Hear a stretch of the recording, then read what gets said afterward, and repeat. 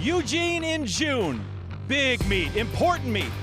It's finals week in the classroom for students at the University of Oregon, on the track for hundreds of athletes here at Hayward Field. It is the toughest test of the school year, so please pass those blue books to the person on your left, and let's get started with the 2026 NCAA Outdoor Track and Field Championships. First of 4 days of coverage of the Natty men's semifinal today. Up first here on ESPN, we got a track final and some field finals to contend with as well. Women's qualifiers tomorrow. Championship day for the men on Friday. Women get it all sorted out on Saturday. The next 3 days come your way on ESPN2. All of it 5 o'clock local or 8 o'clock if you are in the East. Welcome everyone to Hayward Field for the meet that every college kid wants to win in the place that they would like to win it. Now, I mentioned that it's qualifying day, and it's worth mentioning again because qualifying and advancing is everything, right? You can't win on Friday if you don't earn yourself a lane for Friday today. So if you're going to win the meet, naturally, the more qualifiers, the more scoring chances you have, the better off you're going to be. Welcome, everybody. Meet the Arkansas Razorbacks. 21 scoring chances for the Hogs, who are trying to win this meet for the first time, remarkably, in more than 20 years. And first-year coach Doug Case, his Hogs are on a heater. Won the SEC Indoor and Outdoor Championships. They won the Indoor National Championships really quite handily, but that was on their home track in their building. If they're going to get the sweep of NCAA titles, they're going to have to do it here on the road in Eugene, where the home team, the Oregon Ducks, are pretty good and can offer up a challenge, as well as 71 other schools that are represented. Listen, some only have 1 or 2 guys, but all of those guys can give somebody trouble if it comes down to it. All right, our team representing this and calling this meet for you is terrific. They're worth like 20 points on the scoreboard right now. Dwight Stones, Lara Overton, Dan O'Brien, and Dwight and Dan, high jumps up to 207. You want me to pass? Just let me know. I'll handle your business down here. Yeah, keep passing and then just keep passing again. So we're in our blue today for the guys. It's guys' day. 1 track final today and some field finals as well. And on paper, Dan O'Brien, Arkansas looks unbeatable. They hosted the West Regionals a couple weeks ago, qualified through 21 individual athletes. But as John said, you've got to get it done today in order to score on Friday. And they've got everything from top to bottom. Well, Doug Case has adopted a fantastic team, and dare I say, this is the deepest Arkansas team we've seen in the last decade. And look at these national rankings. Jelani Watkins ranked number 1 in the 100 and the 200. We're also going to see him in the 4x1 today. And Rivaldo Marshall got a lot of style, a lot of class, a lot of attitude in that 800 meters. First ranked there, and Big Ern is back. He's ranked 3rd in the 5,000 meters and 4th in the 10K. It's all about depth. And we've got, as I said, 1 track final, the 10,000 meters, lots of middle distance and distance events where athletes will be qualifying through as well. And being in contention for that team title comes down to maximizing those point scoring opportunities in the 10,000, like you said today, and advancing as many opportunities onto the final. For the Oregon Ducks, Jerry Schumacher's group has 15 entries today. 3 of those are in the 1,500 meters, an event in which Simeon Birnbaum is the newly minted 1,500 meter NCAA record holder. This is an incredibly deep men's 800-meter field, headlined by Colin Salmon, who is the indoor collegiate record at 800 meters and won 2 NCAA indoor titles back in March. In the 10,000 meters, Hoptum Samuel, he won the NCAA cross-country title in the fall, won an indoor title at 5,000 meters in March, but he has his sights squarely on retaining that 10K title that he won back in 2024. He'll be on the track for the 5K as well, but it's all about this 10,000 tonight for Hoptum. But as usual, we get things started with the 4x100 meter relay. There is the meet record held by Florida 7 years ago. LSU with the best time in, or the NCAA meet record, I should say. And South Florida will start in lane number 7, 4th in this event last year. Well, they returned 3 individuals from that last year's great squad, and they run in the same order. Pettigrew, Kroll, and Monfries will go there for the Bulls, and they'll be out there in lane 7. Then there's the Arkansas Razorbacks, and like you said, Dwight, you can't score points unless you get there. Every coach today is treating this like a final. They're going to put their best people out there. That looks like it's Tevion Williams, that's Stubbs, Jamarian Stubbs, who will lead off. It's been Letabele who's been leading up, but there is Jelani Watkins. He'll run anchor for this Arkansas squad, but Arkansas always good in the relay, but this year extra special And an opportunity now to run maybe the fastest guy in the country on your anchor leg, but they were the top qualifiers from the West region. But Jelani Watkins, the 100 and 200 meter champion from the SEC meet. There you see Arkansas go in lane 6. LSU out there in lane 9, and the University of Arizona has run really well this season. They're in lane 8. First 2 teams across the finish line automatically qualify through to Friday's final, then the next 3 fastest times amongst the 3 semifinal heats. Arkansas in the track in lane 6. Watch out for LSU on the outside. They have the least extreme curve. And they make a great pass right near the end of the zone. Tigers looking good out in lane 9, as well as Arkansas in the middle of the track. Well, Arkansas, what a tremendous first leg that was for Jamarian Stubbs, and nice, clean, crisp handoffs for the Razorbacks on that first and second exchange. South Florida also still in it. LSU still looking good from the start. Arkansas and LSU, those are going to be your qualifiers. Jelani Watkins on the anchor looking smooth and easy. He will win the heat for the Razorbacks. LSU follows in second. They're the automatic qualifiers through to Friday. Well, the SEC there goes 1-2, the clear winners in that heat. We'll see who was third, but 38-32, really solid run there for Arkansas. So solid that it's a new Arkansas school record. It's like, wait a minute. Wow, that is quick. They had run 38-53 as a season best. But look at the handoffs there. That's Jamarian Stubbs on the back straight there to Tevion Williams, and Williams will hand to DePriest Hogans, and Hogans will make a nice clean exchange here to Jelani Watkins. But you do not want to be going head-to-head with Jelani Watkins. This guy has such great closing speed. He might run even with you for 50 meters and then just say, see you later. So strong in the last half of the 100 meters and the 200 meters. But the Razorbacks get it done, and they will be in the finals on Friday. So school record for the Razorbacks. LSU shows that they're always in the final in this event. Arizona at 38.79. They've got to wait and see if that is a time that holds up as a time qualifier to Friday. So we're going to talk about points a lot, even though we will only see some field event finals and 1 running final today. But you do get the premium for first and second, 10 and 8. And then from third down to 8th, 6 points down to 1. And those 4th and 5th place points, so important in the overall team title.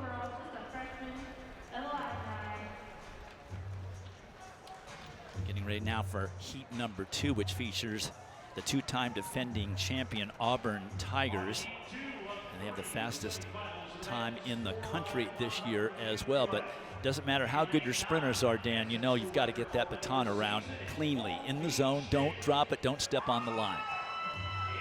Well, the Auburn Tigers, 2-time defending champions.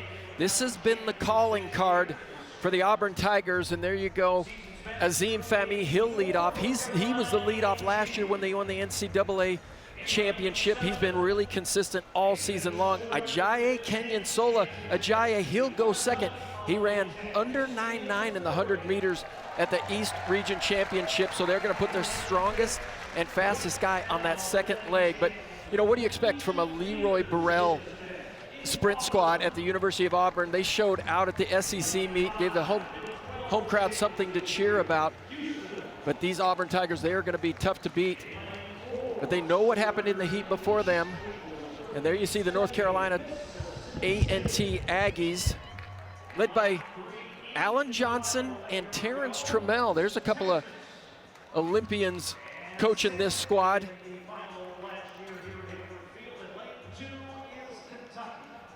But North Carolina A&T got Jason Holmes running that second leg. He's also qualified in the 110-meter hurdles. So doing it just a little bit differently than the Auburn Tigers, where they've got a lot of guys in the 100 meters. North Carolina A&T, nobody in the open 100 meters, but somebody in the 110s. Keep an eye on Houston there in lane 5. Louis Hinchcliffe will anchor for them, and the University of Oregon has been super consistent this season. Ducks last reached this final in 2019. But a good squad now that they're in the Big Ten. Auburn in the middle of the track in 6. North Carolina A&T 1 from the outside in lane 8.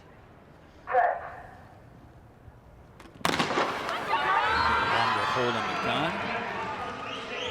It's Fahmy out well for Auburn.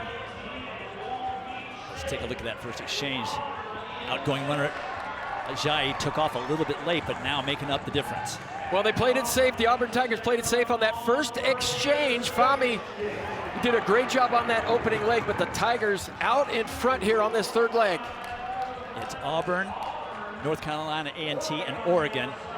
Auburn passes first. Auburn with Tyler Davis on that anchor. They're going to make it through. It's going to be close for a second, though. It's going to be Houston in lane 5. The Cougars with a great anchor leg by Louis Hinchcliffe gets them that second automatic spot. They were successful when Leroy Burrell was their coach there, and Leroy's now at Auburn. 37-75 for Houston, and that is a collegiate record in the semis. Well, there you get a chance to see Austin Cressley there, who ran that third leg for the Auburn Tigers. But let's take a look at the Auburn Tigers in lane 6. Azim Fahmy just eating up the stagger there on Kai Graves Blank of Oregon, and a really conservative pass there to Kenyon Sola Ajayi, the favorite in the 100 meters, coming up in less than an hour's time. And then that third leg, Austin Cressley, we haven't seen him run a whole lot this season, but a nice turn there, and then they're gonna hit it to the high-stepping Tyler Davis, the senior, in his last collegiate track meet. We're gonna bring it home for the Auburn Tigers, but Louis Hinchcliffe from Houston brought him from way back, maybe from dead there, to get them into the finals. We'll see Louis Hinchcliffe in the 100-meter heats as well. So a new collegiate record for the Leroy Burrell coached Auburn Tigers. The school record Houston is when he was there. So obviously Leroy Burrell knows about relay running. Auburn automatically through with that collegiate record. Houston gets the second automatic spot. North Carolina A&T edged out Oregon for third. They still have to wait and see what's going to happen with this last heat. The bubble is 38.73, so they're both under that. All right, third and final heat. This heat featuring the Tennessee Volunteers. They will be starting out in lane number 7. They were third at the SEC Championships a few weeks ago and 5th at this event last season.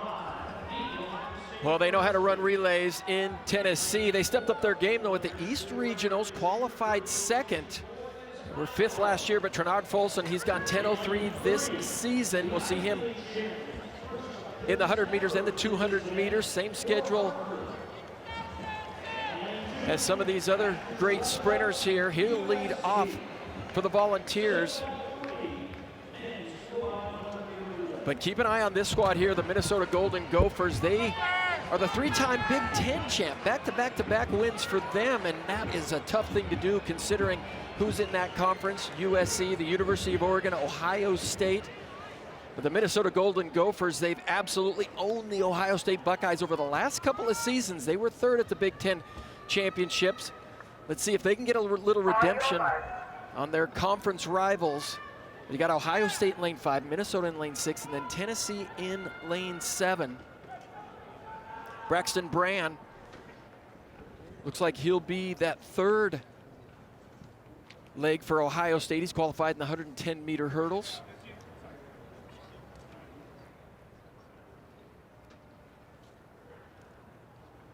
So if you finish third in this final heat, you need to be under 38.73 to get an to get a time qualifier into Friday's final. So best to just finish in first and second.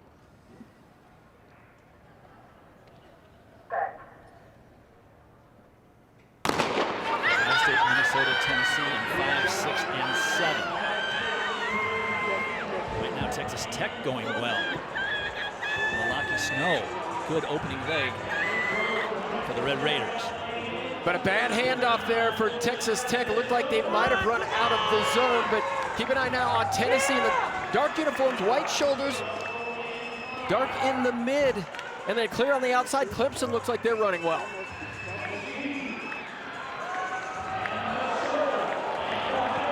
This This is Tennessee looking good now after that bad pass. Texas Tech out of it.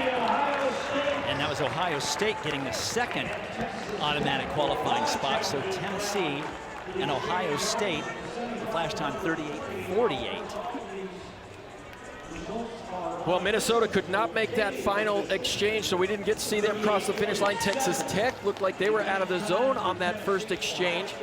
38-47, solid running for Tennessee. We'll see them in another final. Certainly Dwayne Ross has his team queued up for this event, but let's take a look here. This is the final exchange. Tennessee with a nice exchange to Elijah Clark, but Minnesota is Aaron Charles to Charles Gottfried. They just can't make the exchange, and they are out, and it's Ohio State. Nick Biega who brought it home for the Ohio State. I said Braxton Brand was on that squad. We didn't see him on that relay, but a clear victory there for Tennessee. So Tennessee and Ohio State with a school record, by the way, for the Buckeyes. They automatically advanced. No other advancers from this heat, as they had to run under 38.73. Here are your 9 finalists. 9 lanes, 9 finalists. Only 8 teams can score. And it should be a hot 4x1 with Auburn already setting the collegiate record in that second heat. All right, so the fast guys are done. They'll go back and get ready for their 100s, 200s, 400s. Next on the track, the men's 1,500 meter semifinals. Back in Eugene, this is going to be the coolest of the 4 days here at the University of Oregon. Just 70 degrees, 40% humidity, and mostly sunny with a little bit of wind, but it is going to get as high as mid to high 80s by Saturday as we get ready now for 3 semifinal heats in the 1,500 meters. Sydney Marie still the meet record holder from 45 years ago. And Simeon Birnbaum, who is in this first heat, set the collegiate record earlier this year. He was 7th in this event last year, so he does have some experience in this final. And Dwight, this 1,500 meter field features 4 of the top 7 all-time performers. Simeon Birnbaum, of course, atop that list. He also ran one of the fastest all-time 800 meters on this track just a few weeks ago. Head coach Jerry Schumacher just describes him as a great competitor. He said, when Simeon toes the line, he will give you the best of what he's got.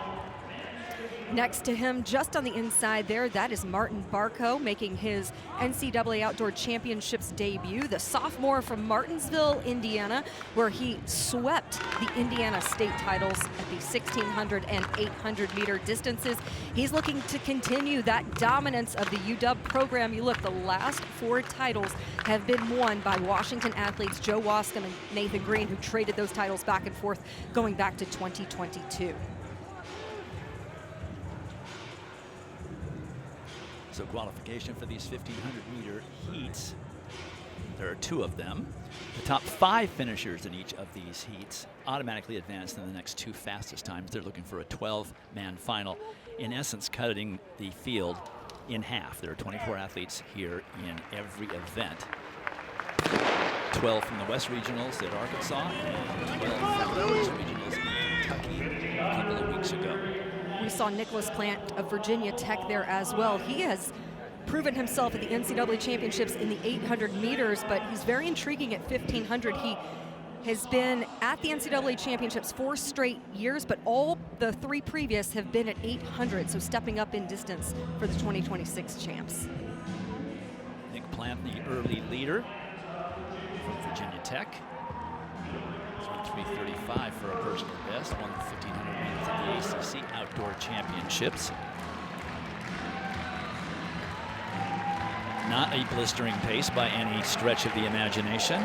That is Tor Hotung Davidson from Northern Arizona in 2nd place, but you can see the athletes are being pushed out into the outside of lane 1 and into lane 2 because of the slow pace. That's typically what we see at this meet. You see Simeon Birnbaum happy to hang at the back of the pack there as they head to the back stretch. It took 3:42.31 to qualify in this championship last year. And for Simeon Birnbaum, as you see him make that move going all the way out into lane 3 to start to pass that lead pack, he said his mentality this year was, no one notices if you get 2nd or 3rd. They notice if you win. I want to win an NCAA title. That's what I care about. I don't care about running fast. The fact that he broke that collegiate record in this event, that is something that is secondary to wanting to bring a championship, especially doing so on his home track here at Oregon. And he does have one of his teammates here in the field with him as well. 62-second first lap, but it's definitely sped up a bit with Birnbaum taking over the lead, but bunched in the middle, which is dangerous. Simeon Birnbaum, the collegiate record holder, leading the field now, running the pace he wants to run. You can see Gary Martin of Virginia. He is on that inside rail, white top, orange bottoms. He's one of those who looks to be a factor in this as well. Someone who is certainly well tested at the NCAA championships. 2:03 at the half after a 61-second 400, helped mostly by Simeon Birnbaum taking over on the back stretch of the previous lap. And you could see Martin Barco getting a little bit tangled up with Tor Davidson of NAU as everyone's getting a little anxious now, trying to make some moves down the home stretch. And this is that critical point where if someone makes a move, you have to respond immediately. Again, the top 5 finishers in each of these 2 semifinal heats will automatically qualify. So you want to be in that top 5 if you can. Simeon Birnbaum continuing to lead. The 20-year-old junior from Rapid City, South Dakota, the collegiate record holder, threw in a pretty brisk 57-second 400 and now stretching the field out a bit.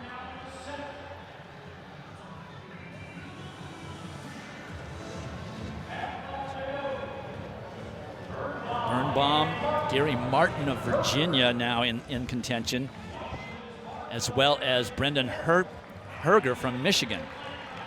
Once again, top 5 is where you want to be sure to be in the Friday final.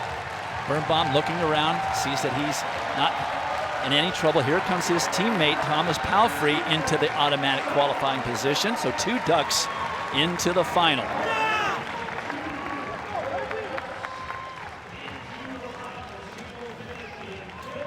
.53.8 final 400 for Simeon Birnbaum. 3:38.78 or 3:38.81 the final time for him.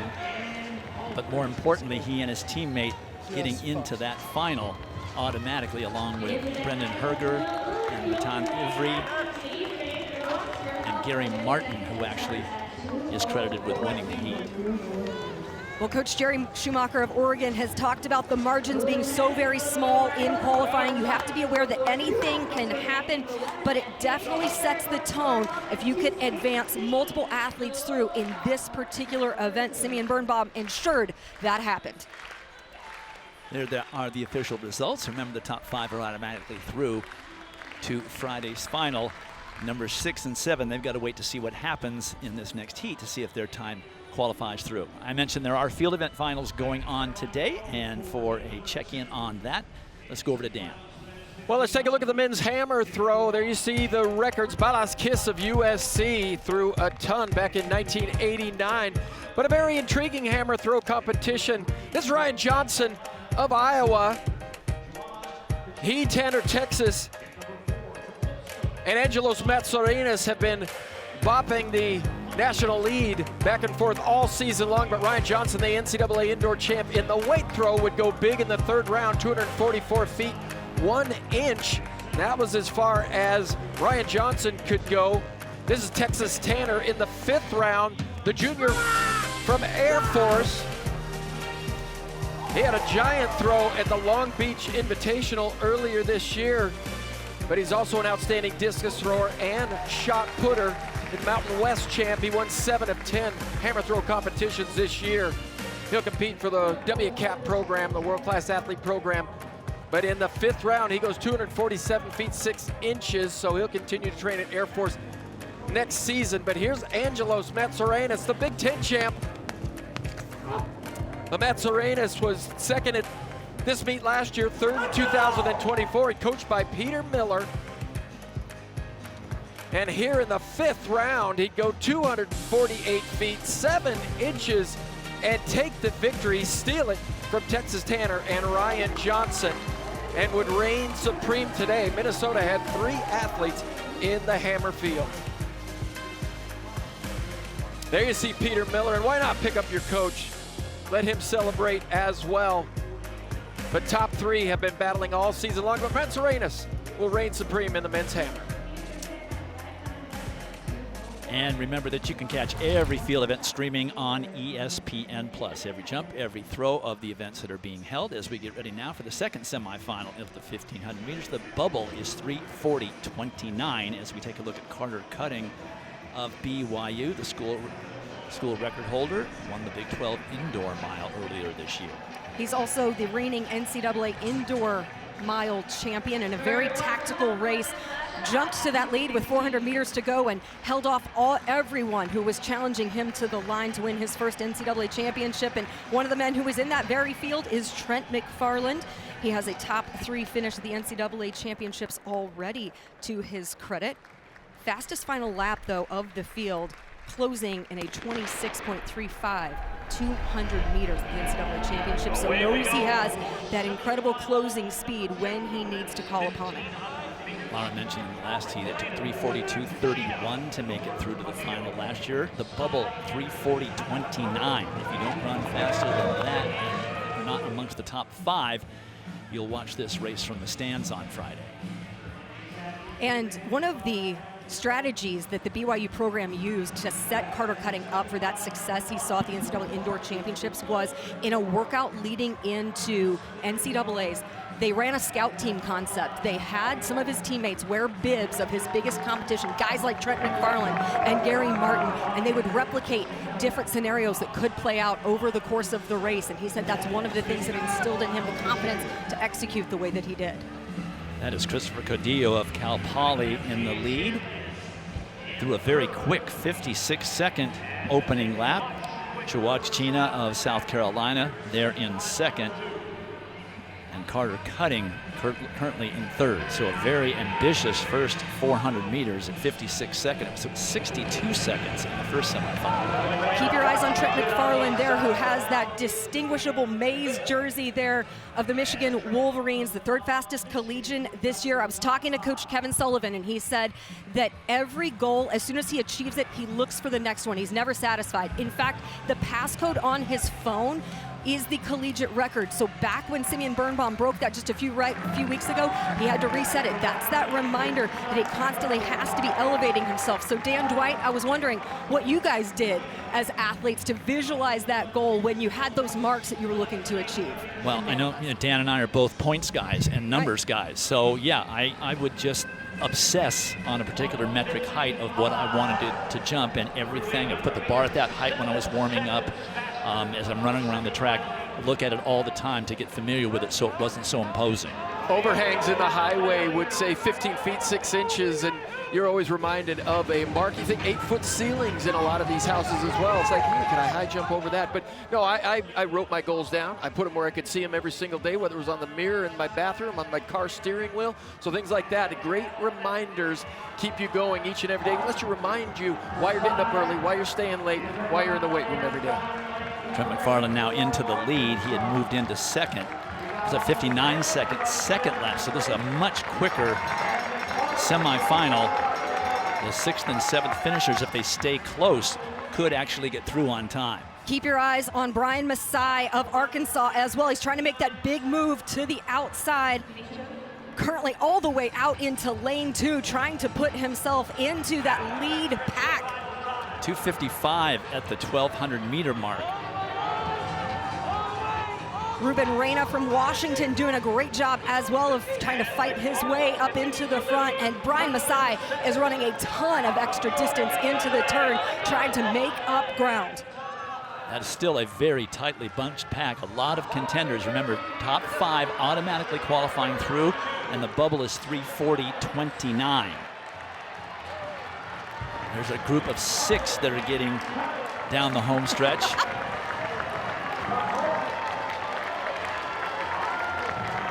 It's almost assured that the 6th place finisher is going to make it through on time, with the winning time being 3:35.80. You saw Cutting and McFarland give each other that glance a few strides before the finish, almost a little bit of a gentleman's agreement. Yeah, we got it. We've done what we need to do. We can shut it down, having that position well established. Connor McCormick getting the win there of Princeton. taking a look here at this close. McFarland and cutting an outstanding position. McFarland knows he's done what he needs to do. Those guys eluded any sort of trouble by really keeping it a decent pace through the middle. There's that glance over, a fist bump between those two. What a show of respect as those guys just helped one another really to a strong qualifying position. Carter cutting glances quickly to his outside. Trent McFarland happy with the position that he is in. We are set up for an electric men's 1,500 meter final that includes some of the best athletes to ever run the event. Not only did he win the heat, he set a personal best, as did Carter Cutting, and the bubble went down to 3:36.77. That's what you had to run to get through to the final. So you can imagine what kind of a final it might be. But there are your qualifiers through, or there's the heat results, and we'll get you the qualifiers through to Friday's final. 12 gentlemen who have run very, very fast in the semifinals. We'll get a day's rest and prepare for the final on Friday.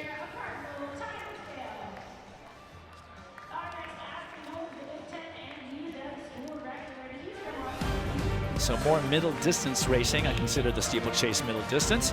We will have heats of that event when we return to Eugene. Next on the track, 2 semifinal heats of the men's steeplechase. And like the 1,500, as you look at the records, Henry Rono's still the collegiate record holder. That was a world record at the time that he ran it.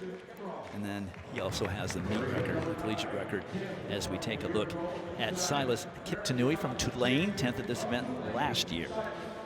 And he is the conference champion back-to-back in the steeplechase. He also won the 5,000 meter title in addition to his steeple title this year.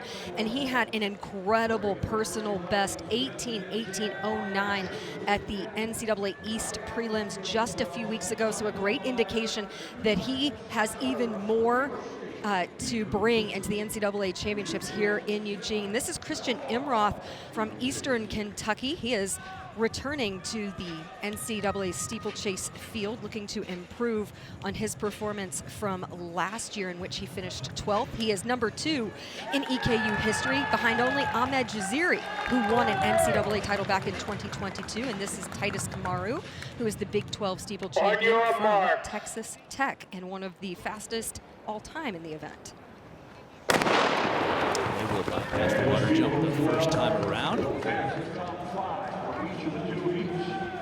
As I mentioned, first 5 across the finish line automatically qualifying through till Friday's final. There are your competitors, 12 in each of these 2 heats. Conditions pretty good for middle distance racing.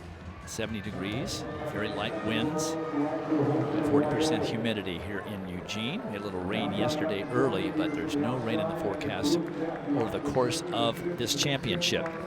And Dwight, in talking to coaches with athletes in this steeplechase field, a lot of them expect this to be a pretty honest effort. Brett Gardner there of University of Virginia, and talking to his coach Vin Lanana earlier today, he said we really pride ourselves in being good tacticians, good technicians in the hurdles. So he is trying to get out there up front and exhibit a bit of that, taking charge, taking command of this field early on, as you start to see a big move there from Titus Kamaru to put himself up front as they go over that barrier and prepare for the first water jump. Pretty tightly bunched field, which is a problem over these barriers, and especially over the water jump. Kamaru up in front along with Ryan Bowler of Princeton. And you saw right there with Gardner there up front, the type of trajectory, the type of momentum he was able to get pushing off of the barrier ahead of the water jump, almost cleared that water jump with the great strength that he has. And Titus Kamaru and Silas Kiptanui have now positioned themselves up front. And for Silas Kiptanui, excuse me, this is the 4th straight season that at least one Tulane athlete is competing in the national meet, but no athlete from the program has ever finished better than 3rd. So looking to improve upon that and make history for the Green Wave. Kamaru setting the pace. Kiptanui happy to follow it.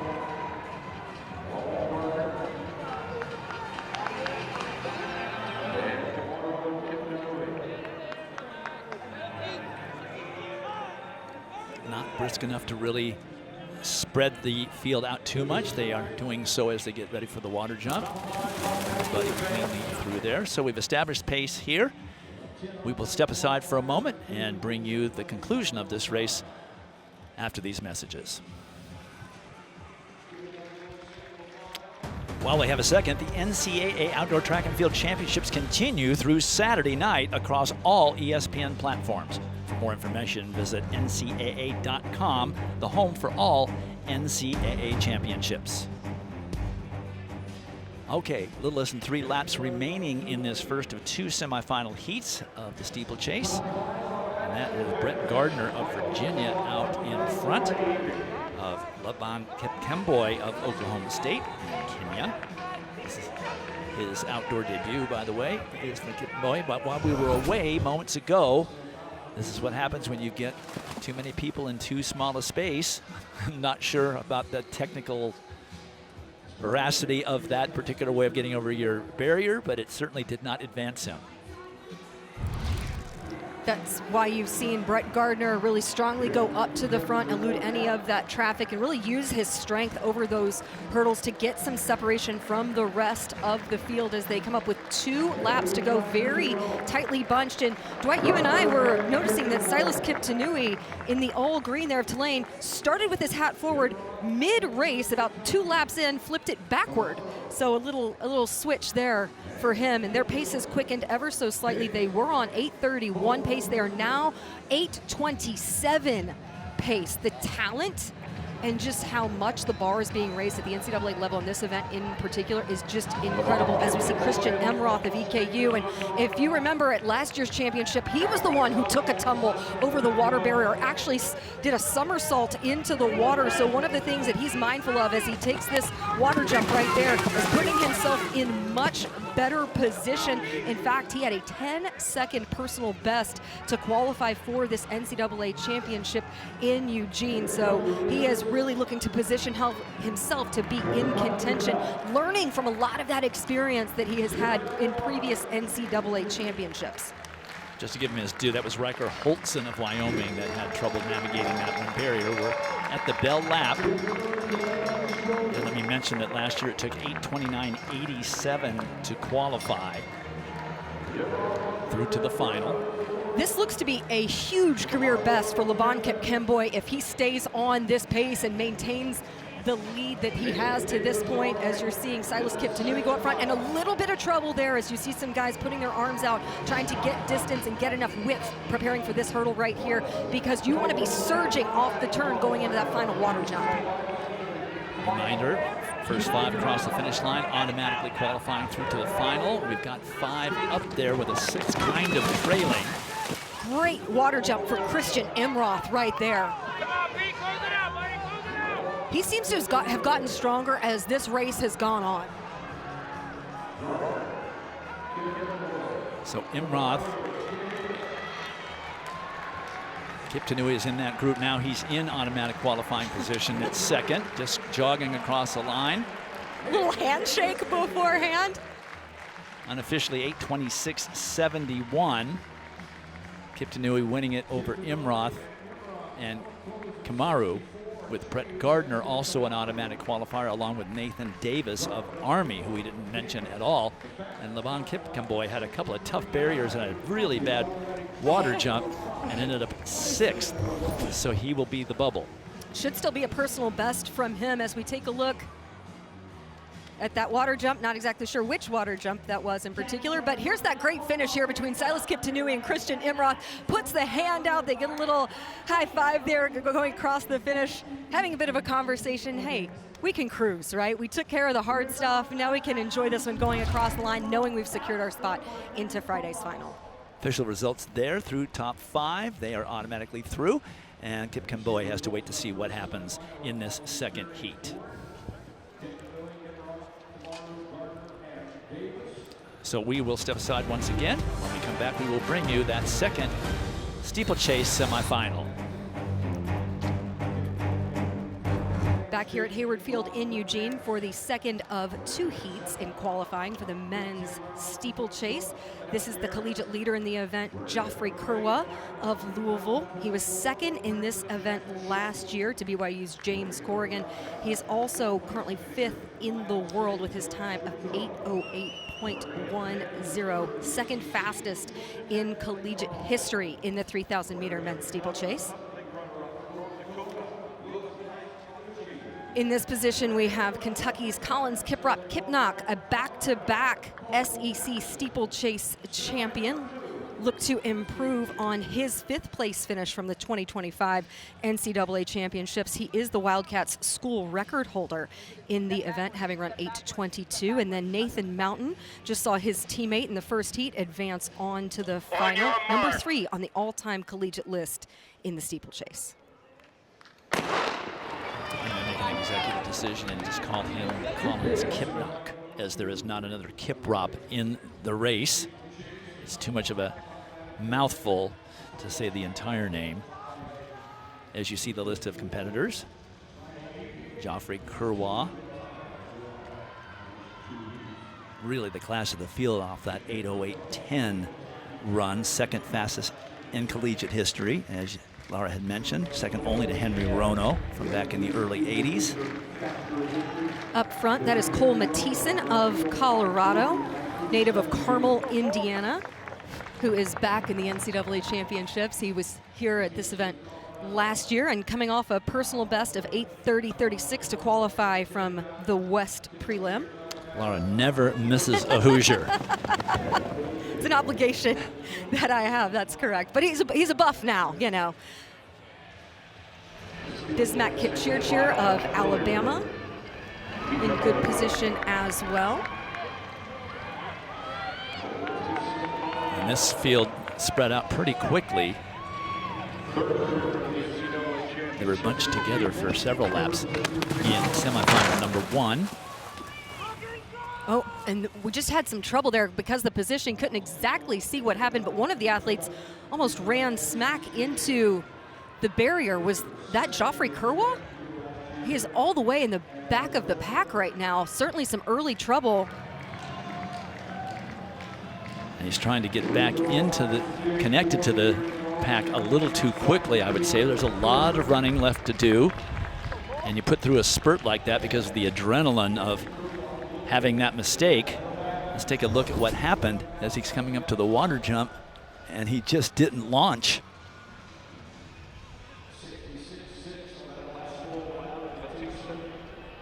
So tightly packed in there, it's a little difficult to see, but that's why you want to get out of traffic. But he's done a great job of using that last 200 meters or so to get himself back into position. And in talking to Geoffrey's coach, Joe Franklin, he said they've really focused on improving his flat 5K speed. So that's part of the reason that he was able to put himself right back in contention and rebound just a bit from that early falter on the water jump.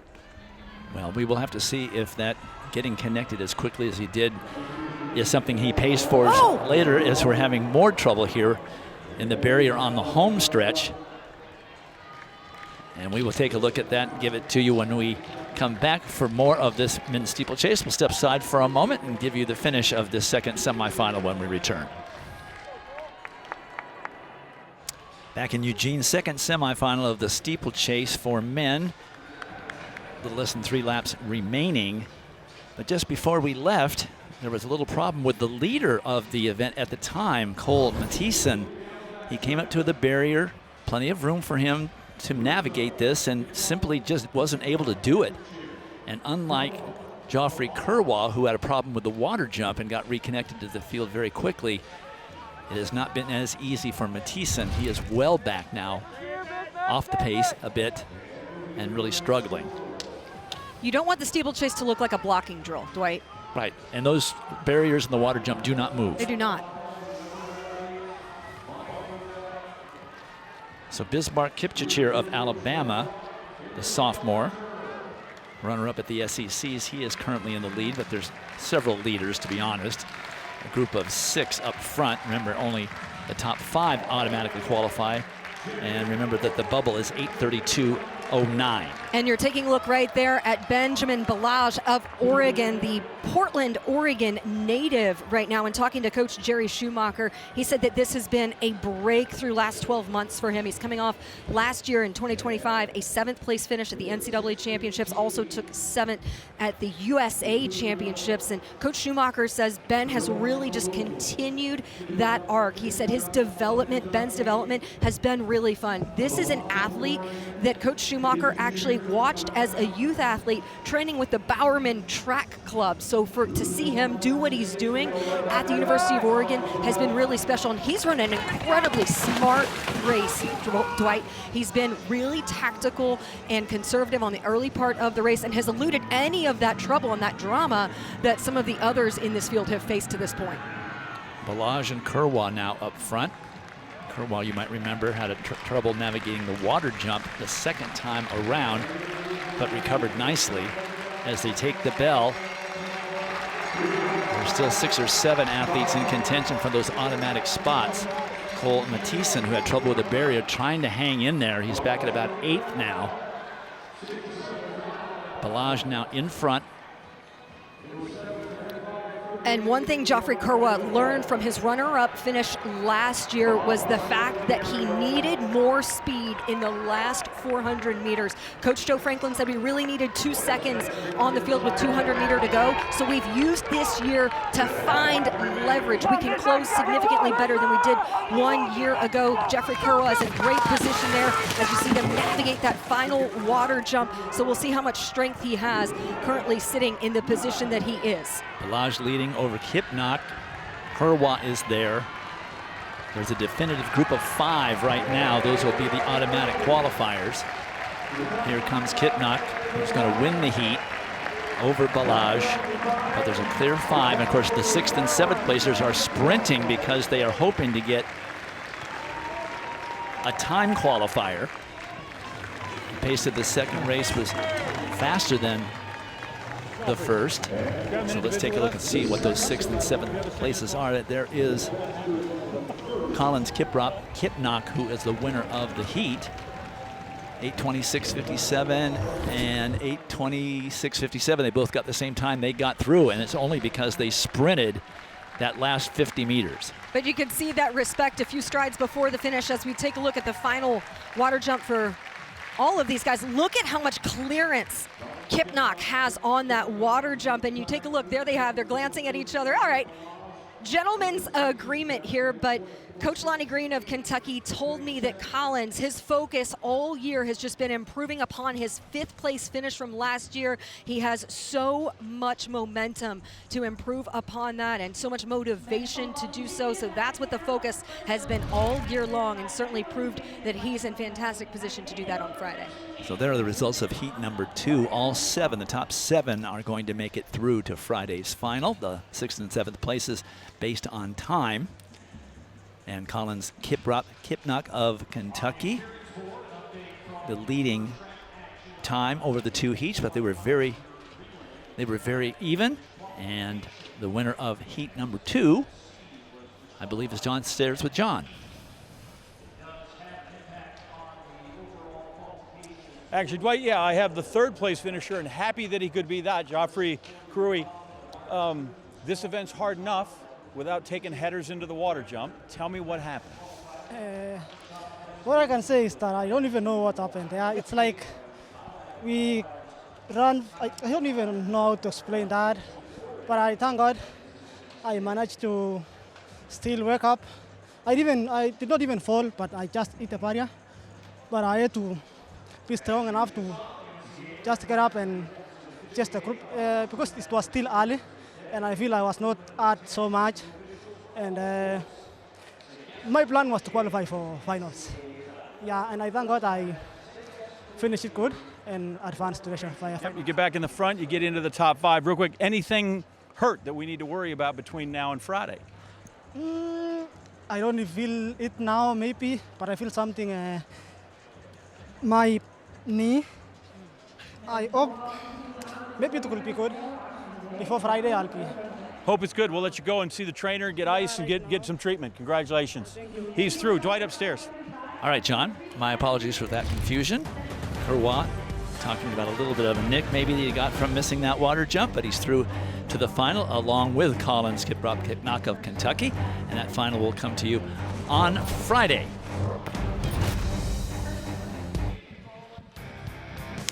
We are back in Eugene, Oregon. First day of the decathlon is today. There's the schedule for the 2 days, 5 events each of the 2 days. And it starts off with 100 meters, and for that, we go to Dan. All right, in blue sky and clouds here, the decathlon gets going. We got spoiled last couple of years. Leo Neugebauer with an NCAA record. He'd go on to World Championship medals. Here's one of the favorites, so Ben Barton's senior year at BYU. He was 6th at these championships last year, but he would go in the second heat. There you see him in the middle of the track. An explosive athlete, good sprinter. We'll see him compete very well in the 100 meters and the 400 meters. But then this is the third section. And the third section would feature Jip DeGrief and Kenneth Bird. Excuse me, there's the replay of Ben Barton, but he's the 5th ranked decathlete in the country right now. But here is Kenneth Bird, the outstanding decathlete pole vaulter, broke the indoor heptathlon pole vault record at the NCAA championship, but he's 7th ranked this year. And there's Jip DeGrief. He did not get a chance to compete at these championships last year because of injury, but this year he scored over 8,000, 8,039. There you see Jip DeGrief, though, from Illinois in the middle of the track. Big orange eye in the middle of his jersey. Petros Kiprianou in Illinois have absolutely been loading up in the combined events. He's always built his team around multi-event athletes. Kenneth Bird there on the outside. On the inside, excuse me, he'd go 10.79 and Jip DeGrief would go 10.78, and all the main competitors would run outstanding 100 meters to get their campaigns going in the decathlon this season. All right, next events on the track, 3 semifinal heats of the 110-meter hurdles. Grant Holloway, the Olympic champion and 3 times world champion. We enjoyed having him at Florida for a couple of years. He ran 12.98 when he was at Florida. Here's the all-time list. Holloway, of course. Trey Cunningham ran 13 flat, then Daniel Roberts along with Nehemiah, and then Kendrick Smallwood and Jacoby Tharp. They're on that list, and they are in this meet, including Kendrick Smallwood, who is in this very first of 3 heats. He will be in the middle of the track in lane number 5, the collegiate leader, and a great time at the NCAA West prelims. Let's see if he can bring that same peak to these NCAA championships. Well, it's been amazing what Smallwood's been able to do this year, and he's only 5'7". He talked with us about that. Hopefully we get a chance to hear him. There is Jameer Brown of Syracuse, and Syracuse has a long history of good hurdlers. Freddie Crittenton III, probably the most notable of that group. But great year for hurdling. There you see Jameer Brown, Braxton Brand of Ohio State, Abdul C. Savani, just a freshman from Arkansas. Keep an eye on him. Arkansas just needs to get qualifiers into the finals. But Kendrick Smallwood has really been one of the only athletes to put up a big fight against Jacoby Tharp. But he has continued to come up big all season long. 13:04, like you said, at the West Region Championships. Qualifiers are first 2 across the line automatically qualifying, then the next 3 on time over the 3 heats. Smallwood out with a great start. Kendrick Smallwood dominating already. Now here comes Sai Savani on the outside in 7, but it is Kendrick Smallwood all the way, with Braxton Brown, I think, was second in that second automatic qualifying spot. Yes, it was 13:02 for Smallwood with no wind, so he improves on his collegiate leader. 13:02, and he just keeps getting better. And Coach Edric Florial of Texas said what he likes best about Kendrick Smallwood is his ability to accelerate between each hurdle. But Smallwood, he has to come at the hurdles with a little bit different tactic because he is just a short guy. These are more like individual long jumps but he's ultra flexible. Look at him out front. Nice trail arm, good action there. He gets back into running position and accelerates nicely between the hurdles, but he's really balanced. And you know, when you're a big guy in the hurdles, it can work against you, and Smallwood there shows everybody it's not size that counts, it's the fight in the dog. So the top two finishers each get lifetime best. Braxton Brown goes from 13:28 to 13:17, and Andre Kormacher runs 13:27, and he has to wait to see if that's going to qualify on time. It took 13:40 last year to make it into this final.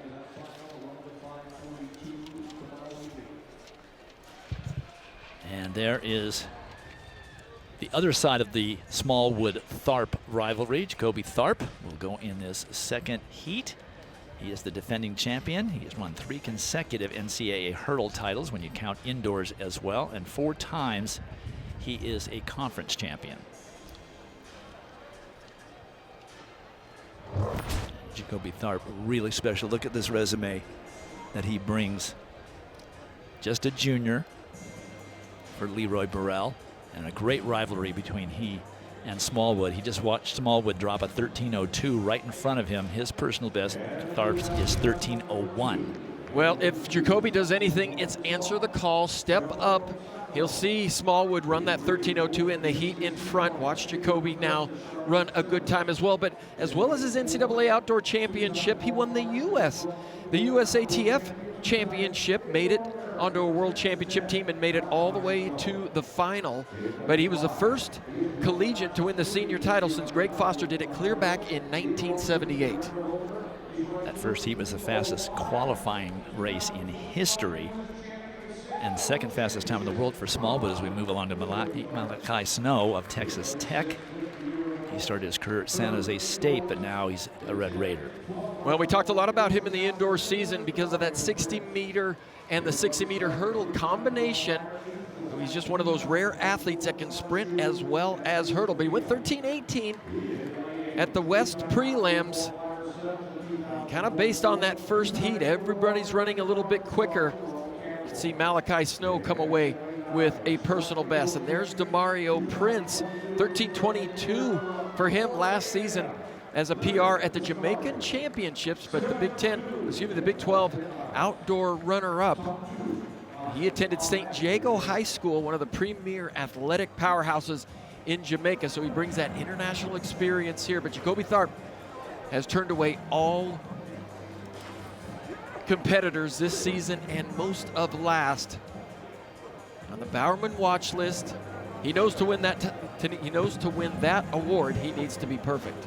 Just a reminder, Trey Cunningham has the fastest time in the world this year at 12:98. The former Florida State standout, having a great early outdoor season. So Tharp in the middle in 5, Snow in 4 on his left, and then Demario Prince on his right. Top 2 qualifiers, top 2 finishers automatically qualifying.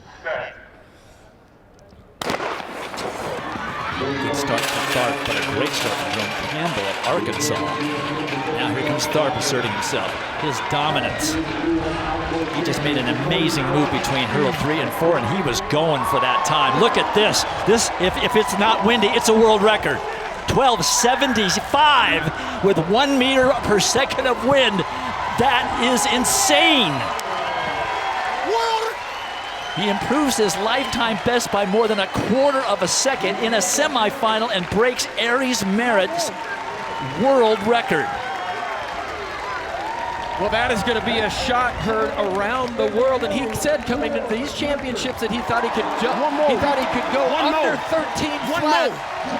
But conditions have been right tonight. There's hardly any wind out there. But Jacoby Tharp, I think he saw that 13:02 in the heat before, and he just put it all together so fast over the last 3 hurdles. That was not something I was at all prepared for. I knew he was going to run fast. Well, let's take a look at the race.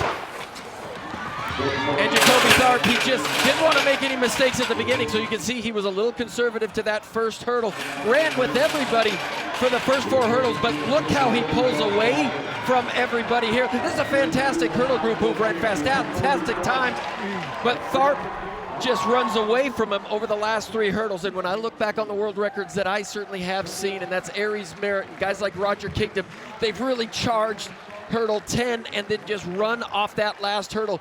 And he could have backed off. He could have eased off and certainly got through, but he knew he had a good one going, and he runs away. He runs himself into a new world record. How do you come back and run a final after that? Hey, it doesn't make him the champion. It just makes him the world record holder, right? It just makes him an automatic qualifier. Well, that is one of the more exciting things I've ever witnessed. And totally unexpected. Not that he wasn't capable, we know that. But to have it happen here, and he is downstairs with our John Anderson. I cannot wait for this. Thank you, Dwight. I am here with, as you said, so far the top qualifier in the hurdle, and the world record holder. Like, that's the kind of stuff you put on your mirror.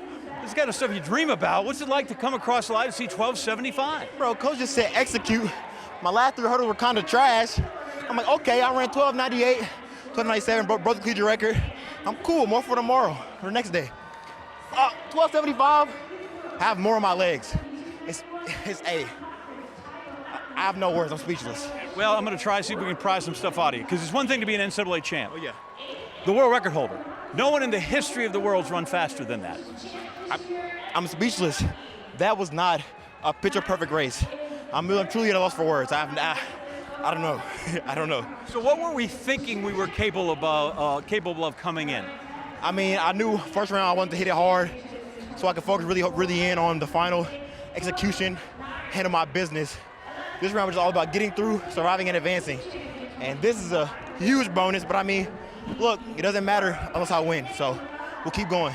Well, it does matter if you win, absolutely, but that's also going to be in the books for a long time now. Congratulations. Yes, sir. Yes, sir. Dwight, the last time someone broke a world record at the NCAA championships was 50 years ago in Philadelphia, and that man's name was Dwight Stones. And now we have a new one, Jacoby Tharp, 12:75. And I said it would never happen, and he just proved me wrong. But it took him 50 years to prove me wrong. But he has the right attitude. He still has a final that he has to run on Friday. All right, there is another heat to run. I gotta go see my coach, bro. I gotta go see my coach. I'm going to. She gets here Friday. She gets here Friday. That's got to be a little tough for these 8 guys.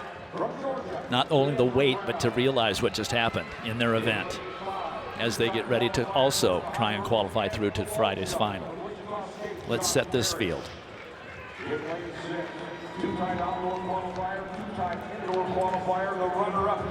First, we're featuring in lane number 5 from Wichita State, Josh Parrish. Well, his twin brother, also Wichita State, Shocker, runs the 400-meter hurdles, and his older brother, believe it or not, is a cornerback drafted by the Tampa Bay Buccaneers in the 3rd round. And he's got another brother who's a former Nebraska wrestler. I talk about an athletic family, but Josh Parrish here, AAC outdoor champion.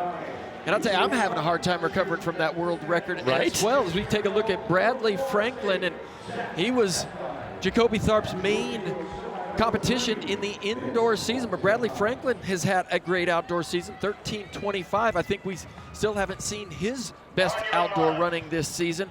Out of Sanford, only 19 years old, just a sophomore. And there's JQ, Jaqueline Scott. And JQ is one of those interesting athletes. He can look absolutely perfect, or he can really struggle. And he has struggled over the last few big meets, the SEC championships and the Western regionals. We'll see if he can get his form together in the 110-meter hurdles and the 400 meters. We'll see him in that event later on this evening. The bubble is 13:37. Last year it took 13:40.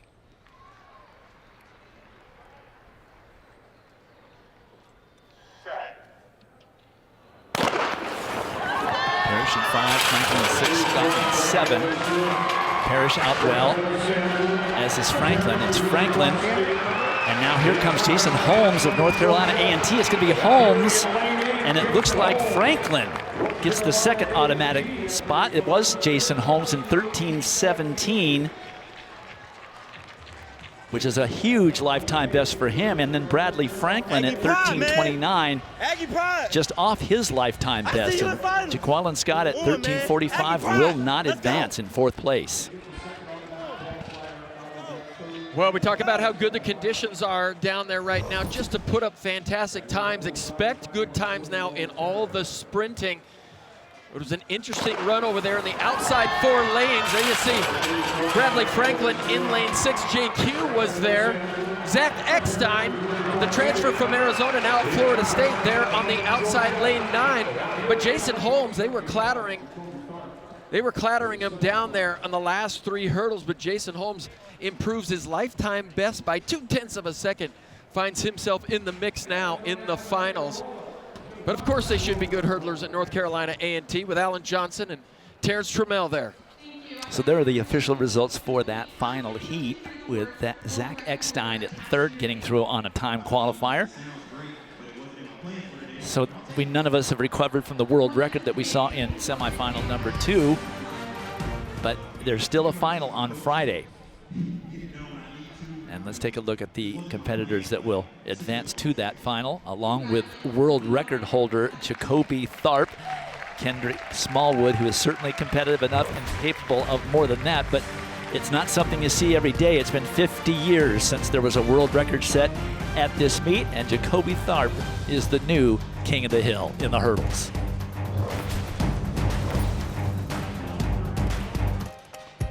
Phew, as we catch our breath, let's get over to the decathlon long jump. This is Ben Barton, your leader after the 100 meters. The senior from BYU would save his best jump for the 3rd and final attempt. On his 3rd attempt, he'd go 24 feet 3.5 and momentarily lead this decathlon through to events. Here's Jip DeGrief, the junior from Illinois. He's been strong all season long and healthy as well. That's saying a lot. Jip DeGrief with his teammates looking on. In the 3rd round, I go 23 feet 10 inches, and if you can read the body language, it's certainly below his best. Here's Kevin Bird, KJ Bird, the sophomore from Louisville. A lot of strapping on that left knee, but he brings a lot of speed to the board. Looks like he hit that board almost perfectly, but in the 3rd round, he'd go 23 feet 11.5.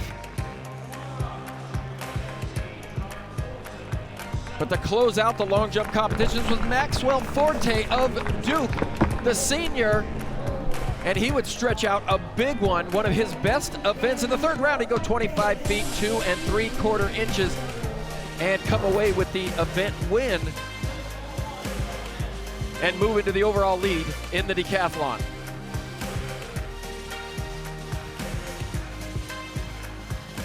Well, there is the one of the great things that you can have in your life is to show your world record and you standing next to it, pointing to it. Jacoby Tharp got that moment. Now he gets to get ready for the final on Friday as we get ready for the first of 3 semifinal heats in the 100. Christian Coleman, former world champion, has the meet and NCAA records in this event. And in this very first heat, we will see Jelani Watkins, who Arkansas is expecting a lot from at these championships. Well, and I would say that Arkansas hopes rest on Jelani Watkins, but it doesn't. They are so good in a lot of different events. They're going to score points all over the place, but Jelani Watkins has been a revelation for them this season, and he would love to do what Anthony Jordan was able to do last year, win the 100 meters and the 200 meters. There's a Johnny Dwyer.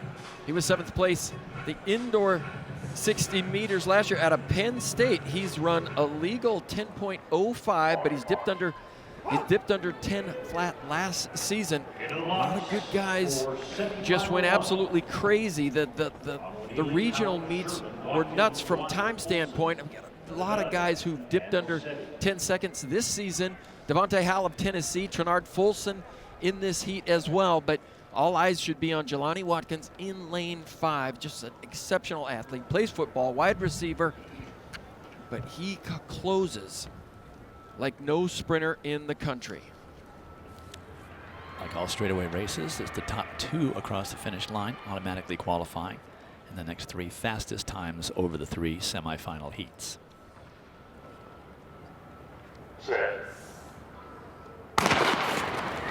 Watkins, not a great start for him, but he's getting rolling now. Johnny Dwyer is right there. And so is Devontae Howell. There it is, Watkins, and it's going to be Howell of Tennessee getting that 2nd spot. Watkins certainly can work on that start for Friday. He runs 10:05, recovering. Devontae Howell and his teammate Bernard Folson, 2nd and 3rd, but only the top 2 get the automatic spot. Folson will have to wait to see what happens in these next 3 heats, but Watkins and Howell are through automatically. Well, that was a really solid start for Jelani Watkins. We expect him to be behind just a little bit because there are better starters in the group, but when he can start evenly with other competitors, he's going to have an advantage because he just really overpowers everybody in the last 30 meters. And look how casual this run certainly looked. Made it look easy there in the middle of the track. He's through to the finals easily. But good run for Devontae Howell there on the inside.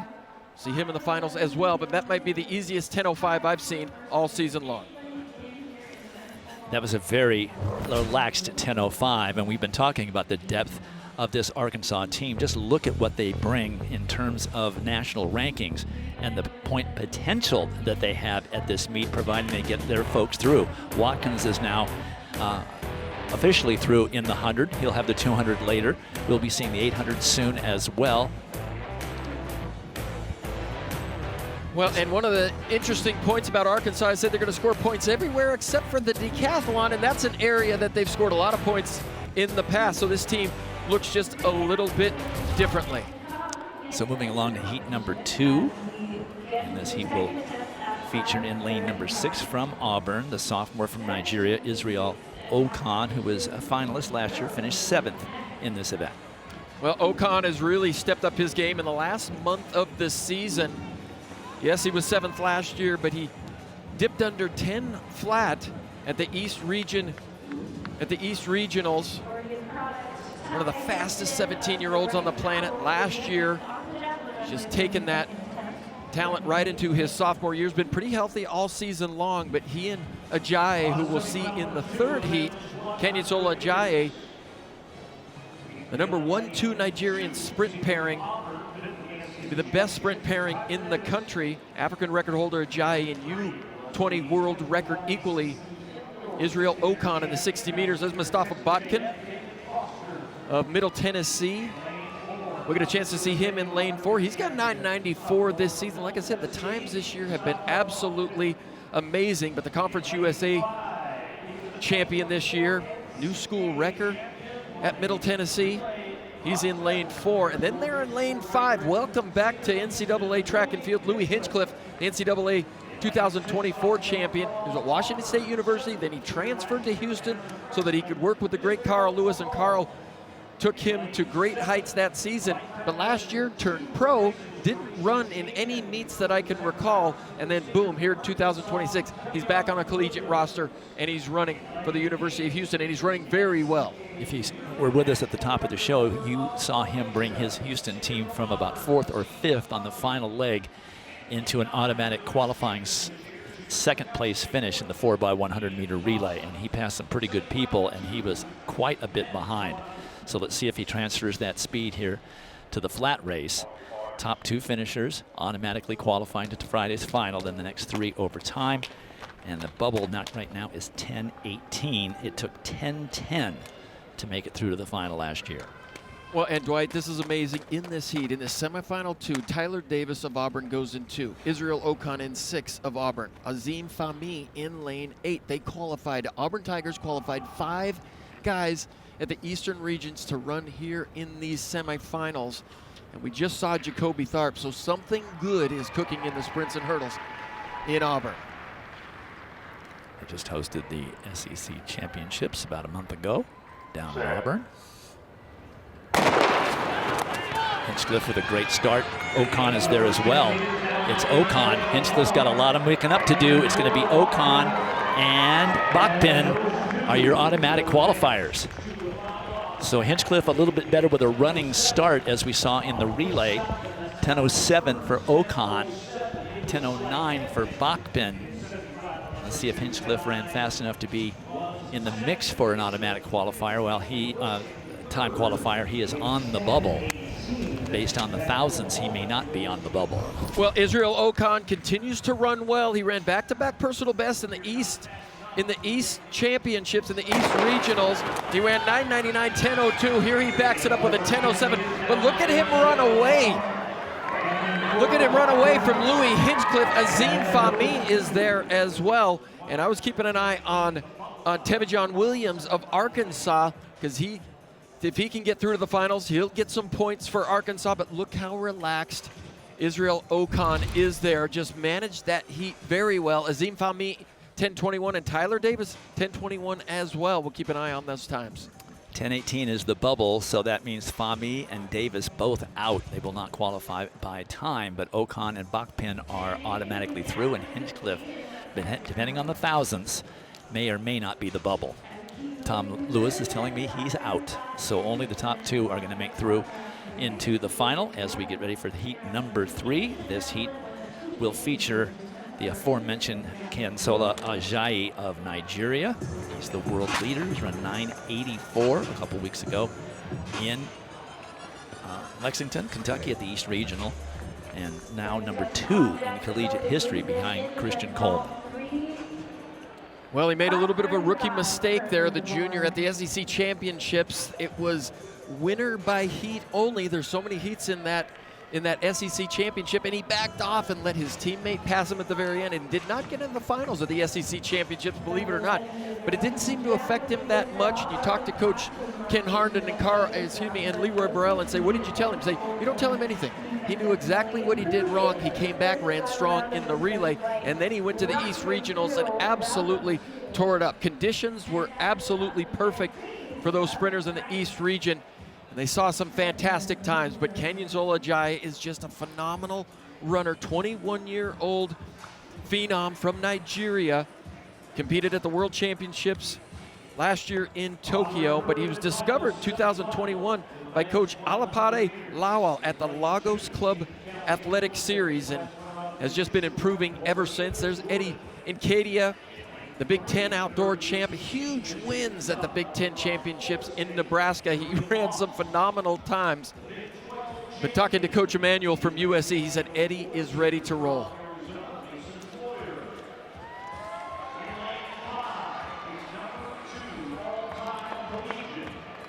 Here's Mason Lawyer, the Big 12 100-meter champ. When Washington State University, he's from Boise, but he went to Washington State University. When they streamlined their program into a distance-only program, he made an easy transition to Tucson and has seen a lot of improvement and a lot of growth. He enjoys the heat down there, but I saw him on the track yesterday, and I said, I promise it's going to get a little warmer. And he said, I don't care. I grew up in Boise. You know, I'm used to this cool weather, but Mason Lawyer has been really running well this outdoor season. We'll see him at the 200 meters as well. There's your list of competitors and their lanes. Back to Eddie Nkedia of USC. He is from Australia, hails from the capital of Canberra, the junior, now at USC. On your marks. Representing the Trojans in this 100 meters. Omari Lewis, another Auburn Tiger out there in lane 9. He's gone 10:07 for a personal best. His season best 10:12. There you see Kansola Ajayi right there in the middle of the track. He's such a dynamic starter. If he gets the start he wants, watch him just pull away from this field. He's so strong.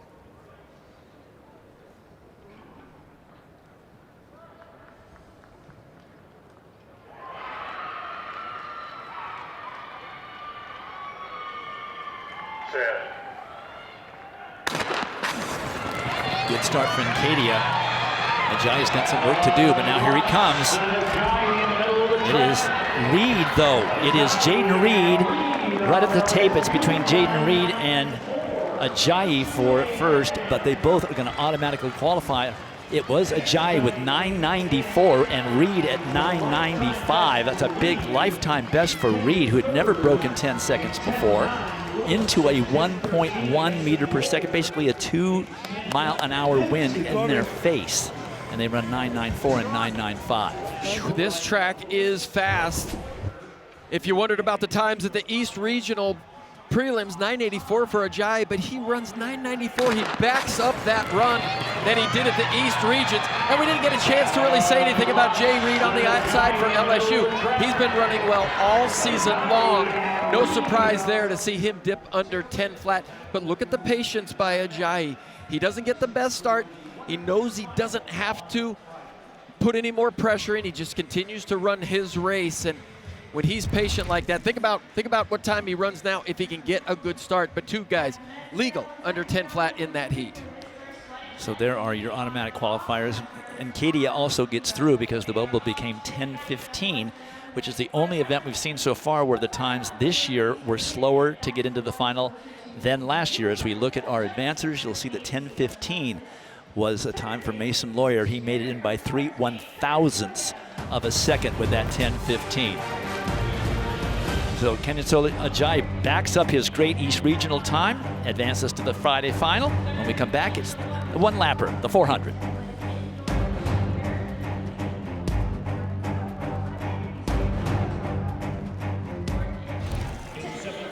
All right, guys, here is some drama in the men's pole vault. This is Alexander Soloviev, the defending champion. And the bar right now is at 5 meters 35, 17.6 and a half. This is the third attempt at Soloviev at his opening bar, and he will get over, and his competition will continue. Jimmy Rhodes of Washington, who's also been over 18 feet 10 inches this year, he hasn't made a bar. But Soloviev is over, and he will see the bar raised now to 5 meters 50, 18 feet a half inch. Dan, can you relate to what he must have been feeling? Well, Soloviev usually jumps really well here in Eugene, so it's a little surprising to see him on a third attempt. Okay, I kid, but I love. All right, first of 3 heats in the men's 400. Same situation with qualifying. The first 2 finishers across the line in each of these heats automatically qualifies through the final. Michael Norman with the NCAA meet record as well as the collegiate record. And we're featuring Sidi Jai of Georgia, the 19-year-old from Atlanta, the freshman. Now third in Georgia history as just a freshman with that 44-24 from the East Regionals a couple weeks ago. Well, a freshman to go along with Jonathan Sims, and you know they're training every day with Christopher Morales Williams, and these guys, these freshmen from Georgia are stepping up this season. But Sidi Jai, we're going to say it all day, but set his 2 personal bests, back-to-back personal bests at the East Region. But let's I just want to see some of these young kids back up some of these times from the East Region. There's Jordan Pierre from the University of Arkansas. He ran well. He was the outdoor runner-up to Sam Ogazi, who we'll see in the next heat.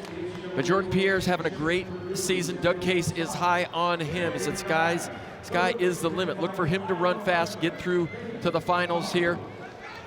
Samuel Vassant from Purdue, he's dipped under 45 seconds this season, 44.82 at the Eastern Prelim, 6th in this competition last year, but he set the school record and a personal best in Lexington just 2 weeks ago. There are your lane assignments. Pierre in 6, Jai in 7, Vassant in 8. Devin Crumpton from South Carolina there in lane, I believe lane 4. He's run under 45 seconds this season. He's looked really good. Ran a nice race at the SEC Championships and 44.83 at the Eastern semifinal, Eastern quarterfinal, excuse me. So we've been fortunate with very low wind today, no weather moving into the area. Joe Witharp's world record in the hurdles only had a 1 meter per second trailing wind, which is about 2.2 miles per hour. They're away cleanly in this first semifinal heat of the men's 400. First 2 finishers automatically qualifying through the final. Pierre is going backwards in lane 6 for Arkansas. That is not good news for Coach Doug Case. Well, David Akalu of Iowa out there to our far left in lane 9, got off to a pretty good start. Vassant in lane 8, running strongly now. He begins to go to the arms. And look how casual CDJ is now with 100 meters to go from Georgia, third from the left. And Pierre is now back in it. He really cruised the first 200. Now he's back in the mix, but he's got some work still to do. Vassat is leading over Jai. Now here comes Pierre. Pierre is going to finish third, though, so he's going to have to get through on time. But I think he let that race go early.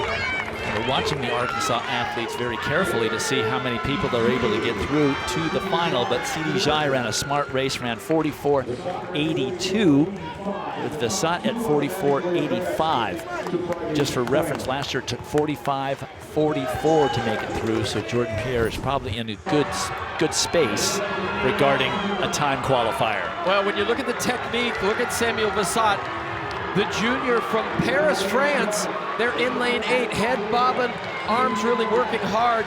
But then CD Jai, the freshman, just creeps up on him, steals that win. A little bit different tactic there for Jordan Pierre. You see, he's so calm and then made a move with 100 meters to go. But I can't say enough about how good these freshmen have stepped up, CD Jai and Jonathan Sims, this season for the University of Georgia.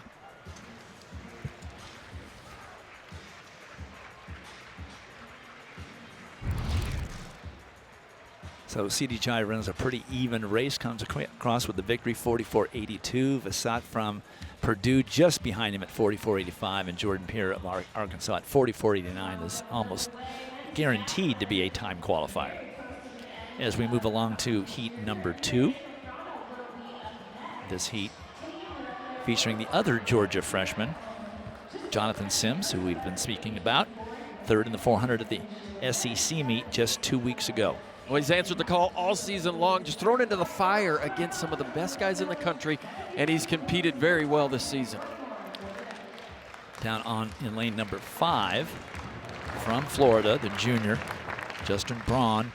He didn't win the race at the East Regionals, but he did something pretty special, breaking 44. He talked to us about that. It really confirmed to me that I'm doing the right things, you know. Kind of a rough couple of years coming into college. I was battling some injuries and stuff. And it can really make you question if you're doing the right things or if you're in the right place. And, you know, finally hitting that 43 is a big confirmation for me that I am built for this. I am built for the challenge. I'm built for the rocky times, but I'm also built for the highs that this sport can provide. And so 43 is just the start. It's a great indicator of what's going to come, but it's not the end-all be-all for me. I'd love to hear him admit that he had a couple of rocky seasons coming out of high school as one of the top 400-meter runners in the country.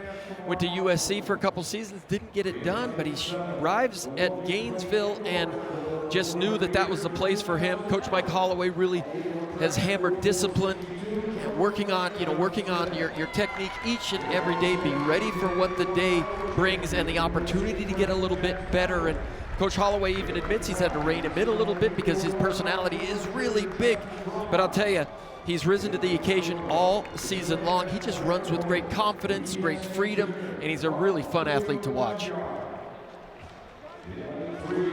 There we see Jack Stadelman, the freshman from USC. We just got done talking about USC and what Coach Q, Quincy Watts, loves about this freshman. He says he's a competitor. He gets out there and he just fights for it.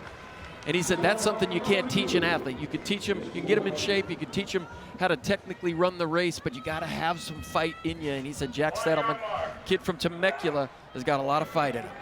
Getting back to Justin Braun, he's an example, and it's in the minority of going from a program as big as USC and having a coach, an Olympic champion like Quincy Watts, and going and transferring. That usually doesn't go well. For Justin Braun, it definitely did go well and is going well. Stand up. We had Jack Stadelman look back at the officials. Something didn't feel right. He put his hand up. Very smart. It's a good cue to you high school kids. Don't live with the blocks not being right or something just not being right. Get the officials' attention. Put your hand up. Don't suffer a false start or a bad start when you can make things right. Control the things that you can control. So they will reset. Justin Braun taking his time getting back to his lane 5 starting position.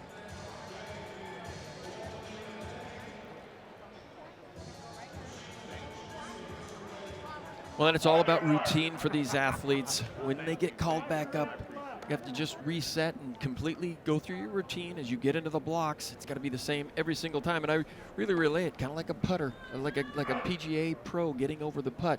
When I go through the same routine every single time. In the high jump, we call it the whoop-de-doo.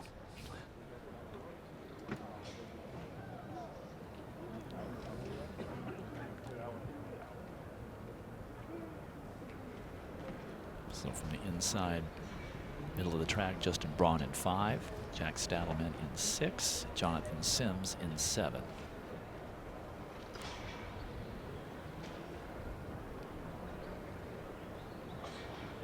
Set. Clean start for them. Justin Braun going out, trying to make up the stagger on Jack Stadelman to his outside. Sims also going well out there in lane number 7. He's made up the stagger on Kamar Farquharson of Texas A&M. Well, we see Jonathan Sims do this all season long. He really loves to push the pace. And Coach Carroll said she'd like to see him run with just a little bit more control. And towards the end of the season, he's certainly shown that control. He knows he's way out in front now. If he could just hold his position, he'll get through to the finals. But Justin Braun, look at that move he makes with 100 meters to go. Farquharson definitely became a rabbit for Justin Braun. Braun now feeling the pain that last 30 or 40 meters. It's going to be Braun across the line first, but Sims running a very aggressive race right from the start. 44.97 for Justin Braun, with Jonathan Sims at 45.03. They are your automatic qualifiers. And then Joey Gant well back in 45.60.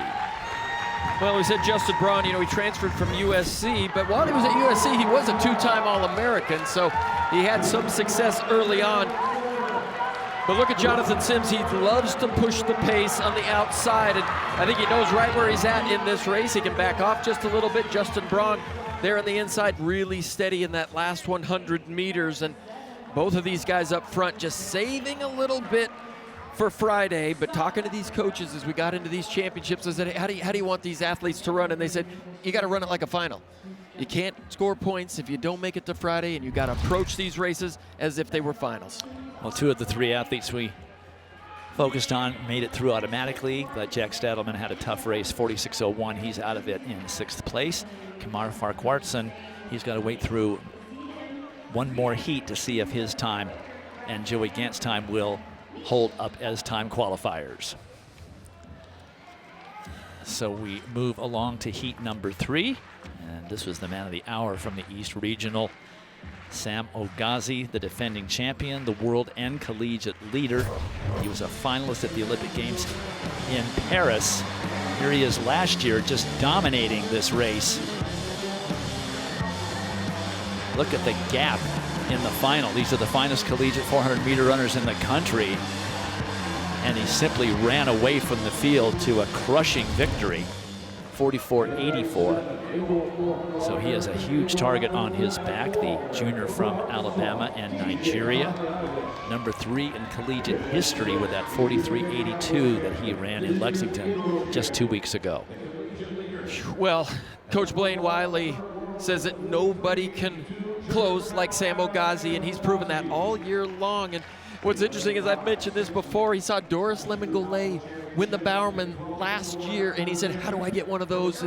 And you got to be perfect. And Sam Ogazi this year has been absolutely perfect, especially outdoors. He's built for outdoor 400-meter running, but some of the times he's put up are just absolutely amazing. He only began running track 3 years ago and completely shifted his focus in the 400 meters 2 years ago, but he's an astute runner. He really practices with intensity, and you got to go back to, you know, what they're doing at Alabama. Caleb McRae, Chris Robinson, those guys, such great training groups they've been able to put together at Alabama. There we get a chance at the Georgetown, to get a look at the Georgetown sophomore Jordan Marchand, 44.79 at the East Regional meet. Big East outdoor champion goes in lane 4, but Sam Ogazi, the man to watch in lane 6, Jaden Davis of Arizona State, 44.29 this season. He did that in the early part of this season.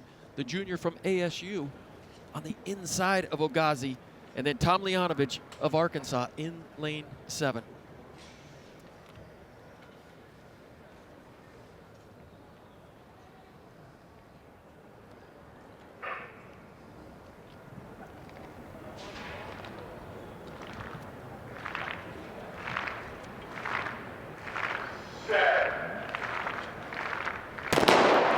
just can't overstress how much of an advantage it is for a runner to be running in college who has already run an Olympic final. And Sam Ogazi, who finished 7th in Paris, he really has been to the top of the mountain. He's seen every level, every championship, as he's just cruising down the back straightaway, the defending champion already just dominating this 3rd and final heat.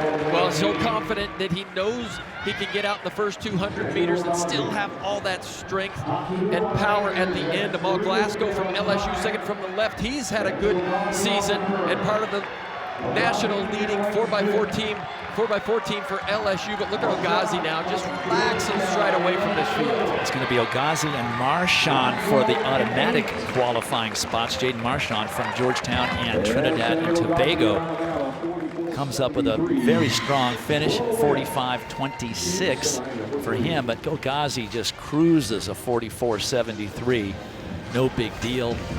Just another day at the office, the defending champion making it look easy, as he often does. Well, one of the tactical changes that Ogazi made this year is he's determined to get out faster in the first 200 meters. He would be really lazy and just kind of lay back and then use that strength at the end of these 400 meters. But he's more engaged now. He's pushing the first 200 meters, and that just means trouble for the rest of his competitors when he gets out and runs a high 21-second 200 meters. It's like, look out. He's just done amazing things. And I think Michael Norman's 2018 NCAA record in the 400 meters should be on record watch on Friday. Yeah, it's going to be warmer that day. If the wind cooperates, I wouldn't be surprised if they take a run at that. Ogazi wins the heat. Jaden Marchand, they're the automatic qualifiers. It turns out on time that both Glasgow and Tomljanovic also qualified through to the final on time. So there are your finalists, 9 of them, only 8 can score, and with the conditions being what they may be on Friday, we could see something special out of that young man. So that's it for the 400 meters. It's 800 meter qualifying next.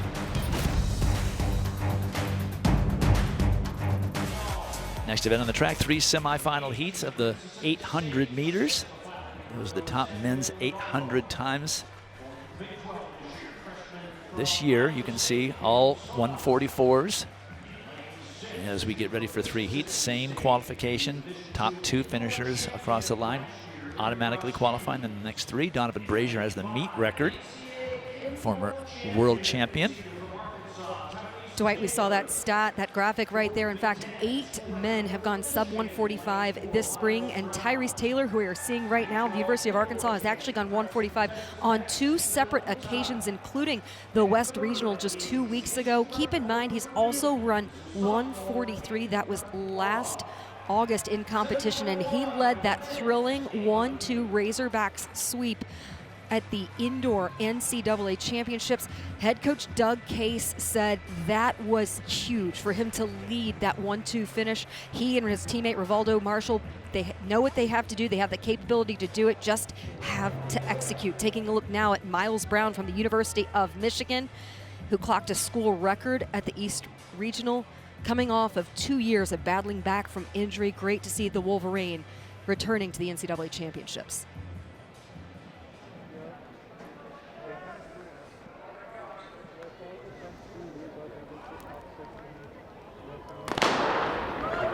So we will see if Taylor is as dominant as he has been this season, because I think a lot of the Arkansas Razorbacks' hopes lie in the finish of Taylor and Marshall in this 800 meters. Seeing Aiden Bandakwala of Duke there get a little trapped on the inside. They're going to the rail. You saw he had to battle out of a little bit of traffic, getting blocked in a little bit. Does a great job of navigating through that. We also have a duo from Mississippi State in the field. That is Harry Ross Hughes and Samuel Navarro up in front. Meanwhile, Miles Brown is doing a fantastic job of putting himself in position there. Right, just dropped behind Tyrese Taylor, just on his shoulder. Talks to Michigan coach Kevin Sullivan about Miles Brown, and he said he had a major injury sophomore year. It's really taken 2 years to get him back, almost relearning to run and race, so he's really building confidence to this point in the season. Pretty docile first 400, 53.5, so there's a lot of run left in these guys. You see Tyrese Taylor make that bold move. He certainly has the speed to do it. You see how authoritatively, when he makes a move, look at how he's able to get out into the front, lead the pack, settle in. Incredibly efficient with that stride, with that form. Taylor in the lead as they hit the home stretch. Remember, the top 2 finishers automatically qualifying. Taylor and now Miles Brown trying to make it in that automatic spot, and he's going to get it. Taylor and then Brown on the inside really pushed hard the last 50 meters to be sure he was an automatic qualifier. Taylor running 1:46.98. It was not a blistering time, but they went out quite slowly. Pretty much even all between the 2 laps. Harry Ross Hughes, 3rd. Tyrese Taylor just exhibits that great finishing speed that he has. He's really developed his racing acumen in championship situations, and he puts that on display right there. Leaves a little room there on the rail for Miles Brown to sneak on the inside. What a comeback after 2 years of adversity from Miles Brown. Great to see him fighting his way into a final with confidence. And hey, we saw a couple of those handshakes across the line in some of the previous qualifying. No such antics in this. This was a full fight to the finish line. So Taylor and Brown are your automatic qualifiers. Ross Hughes will have to wait to see. It's kind of a slowish time. It took 1:46.27 last year to advance, but we'll see what happens after 2 more races. Over to Dan for a decathlon update. Well, oh no, long jump. To the decathlon, yeah, let's get over to the long jump. Guys, the NCAA ranks has a 28-footer. Tafadzwa Chikumba jumped 28 feet at the Western region, and here he comes into the NCAA championships as the favorite, and he would put out a big one in the first round and just put a stranglehold on this competition. 27.5 on his first attempt. Big 12 champ. He's on the Bowerman watch list, and all eyes will be on him the rest of the evening. Now we go over to the decathlon. We get to the shot put. Here's Chip DeCreef. Sits in that 3rd place position after the long jump. Gets one of his good events, the shot put. The collegiate leader in the decathlon, scored over 8,000 points earlier this season. You got to show some excitement here, Chip. 44 feet, 11 3/4, just going about business. And here's KJ Bird from Louisville, number 2 on the Louisville all-time decathlon list. Runner-up at the heptathlon indoors at the NCAA championships. He'd go 44.10 3/4 in the 3rd round. And then the senior from Miami would start to make his presence felt. Edgar Capre struggled with some injuries over the last couple of years, but an outstanding athlete, would send one out there, a big one of his best events in his final decathlon as a collegiate. 50 feet, 6 3/4 inch, and that'd be a PR for the senior from Miami. And he would get back into the mix. The Big Ten champ, Luke Pelkmans, now knows he needs to put up a big mark, just a freshman, Pelkmans. And he not only would match Capre of Miami, he would surpass it. 51 feet, 1 inch for the freshman from Pelkmans, and the Big Ten champ would flex on the rest of this field and work his way up into the top 3. 3 down, 7 to go in the decathlon. All right, back on the track for heat number 2, or semifinal number 2 of the men's 800 meters. This is Colin Solomon, the senior from Northern Arizona, who set the collegiate indoor record in the 800. And one of the most exciting championship racers in the NCAA. We saw that at the indoor championships, in which he won that 3,000-meter title, and also an exceptional anchor leg to win that NAU distance medley relay. Also, Peter Narumbe, the freshman from Texas A&M, is in this second semifinal, along with Alon Clay of Penn State and Japan.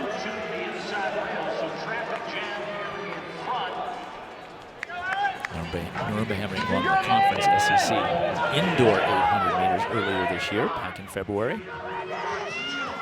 Alon Clay running very strong up front, the back-to-back Big Ten champion, and he had an incredible indoor season as well. He went to the World Indoor Championships, finishing 6th place. That was a follow-up after finishing 3rd at the NCAA Indoor Championships. It just has continued that momentum. He's off to a very quick first 400. 51.2 for Clay, much faster than heat number 1. The potential time qualifiers will appreciate that. Colin Solomon has the ability to close. He has the ability to race from anywhere on the track, and he's putting himself in great position as he is coming down the backstretch. One thing about Colin Solomon is as soon as he makes a move, he makes it tough for anyone to go with him. Having to do some extra work, fighting it on the outside, trying to get his way into the rail and behind Clay of Penn State. So it's Clay, Metsatsa of Georgetown, and now Solomon. Remember, top 2 automatically qualifying. Solomon's got a little work to do to make sure he gets there. Clay is not backing off, and now Solomon is back in 3rd. He's gonna have to really move now. Clay falters, and it is Solomon who gets in along with Peter Narumbe, and Alan Clay really paid for taking the pace out and running in front until about the last 30 meters of that race. What a great finish from the freshman from Texas A&M. Let's watch Peter Narumbe. He's trapped on the inside, has to navigate almost a little bit of a shift gears to get to the outside. And then when he charges, look at that drive, look at that closing kick, so much strength. The rookie from Kenya has looked anything but novice in the NCAA, went essentially the entire indoor season without losing a race until the national meet, finished runner-up at the conference championships a few weeks ago. Really sharp execution. I would imagine Paul Ehring is going to be really excited about what Peter Narumbe has done and how he's positioned himself going into the final. And Colin Solomon incredibly relaxed over that last part of the race. So there are your results, a much faster heat. 5th place Tanoda Metsatsa, he becomes the bubble, 145.92. It took 146.27 last year. So once again, we have an event where this year it took more than it did last year. So far, only the 100 meters has not conformed to that. As we are getting ready now for heat number 3, they are taking their time getting out to the blocks. And this heat will feature Arkansas senior from Jamaica, Rivaldo Marshall, the collegiate leader and the top returner in the event, transfer from Iowa to Arkansas. The 5th fastest collegiate in outdoor history and the fastest outdoors since 2022. He was runner-up to his teammate at the NCAA Indoor Championships, then won the conference title outdoors. He is just proving that his fitness, speed, and race execution have never been more aligned as he is eyeing another NCAA title after winning an indoor championship back in 2024 in this event.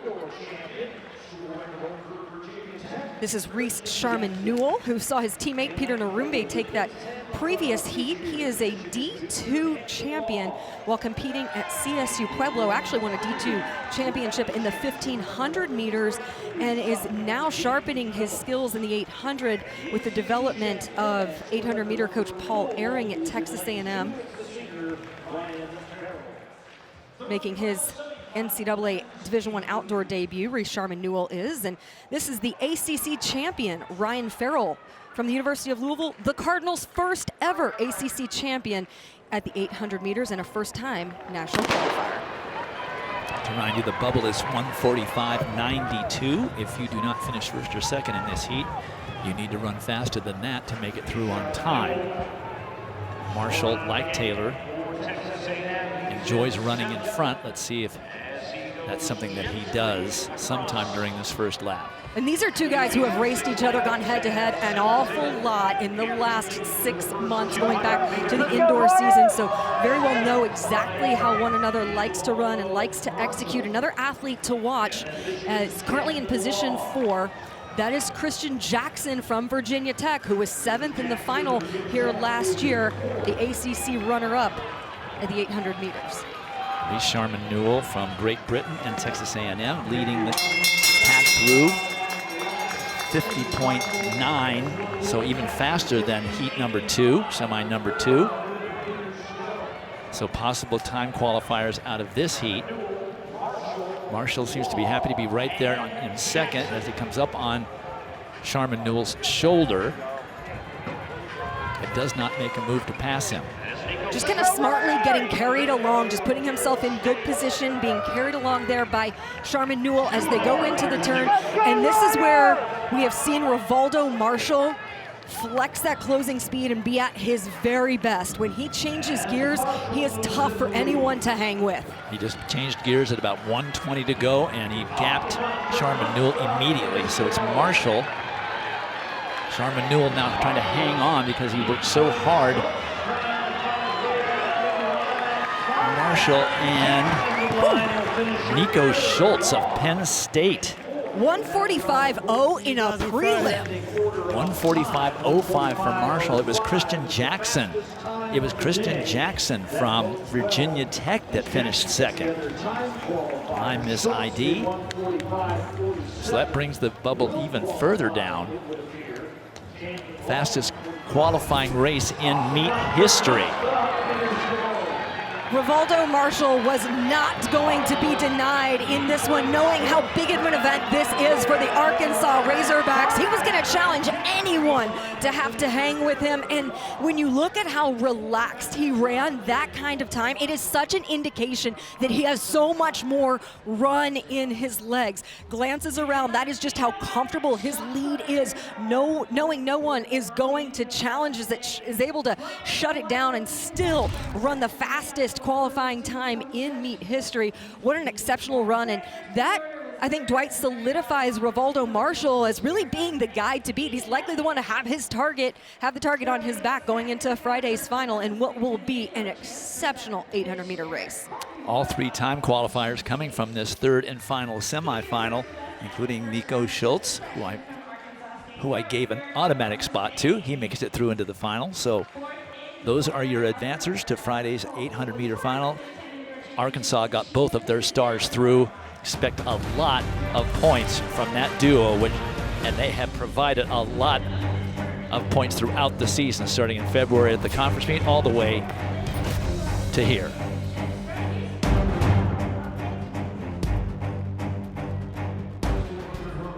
Next event on the track, 3 semifinal heats of the 400 hurdles. Rai Benjamin with the meet and NCAA record.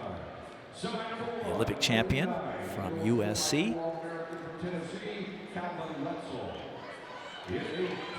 And we are focusing on Xavier Taylor, one of brothers here in this competition from North Carolina A&T. In fact, there are many siblings in these championships. Here's the list. You've got 5 sets of twins, including the Taylor twins, 2 sets of brothers, and 3 brother-sister combos. Athletic ability runs in families oftentimes. Well, this is Zavia, and we're going to get a chance to see Isaiah Taylor in the next heat. But the Taylor twins at North Carolina A&T have now owned the program's 5 fastest 400-meter times.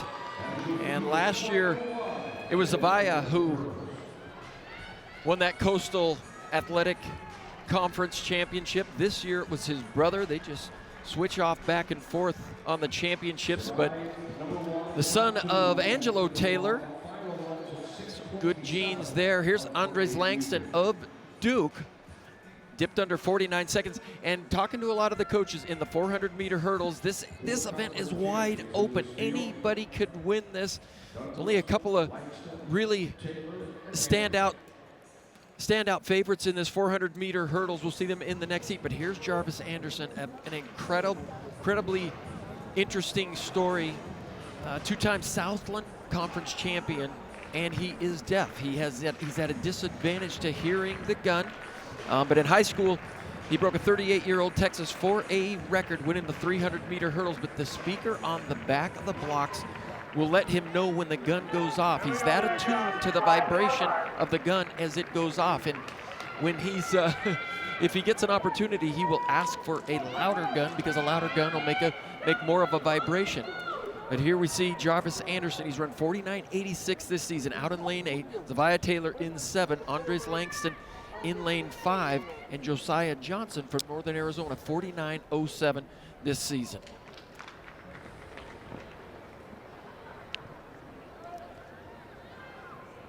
like all these lane races, the first 2 finishers will automatically qualify to Friday's final, then the next 3 fastest times over the 3 semifinal heats.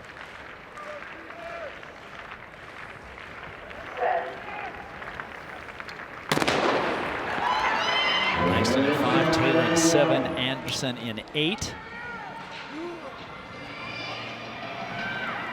Pretty even so far. As Taylor starts to make a move down the backstretch, trying to make up. Oh, and Anderson tripped badly over hurdle number 3. It's totally messed up his pattern. It'll be very hard to try to get back into this race. Well, Calvin Wetzel from Tennessee on the outside is running really well. As now Taylor begins to take over. It is Taylor.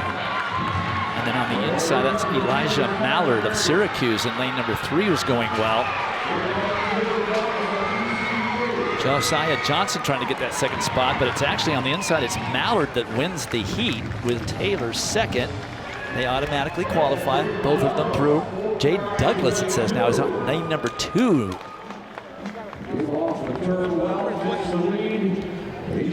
I think that might be a mistake. We're going to wait until we see what exactly happened.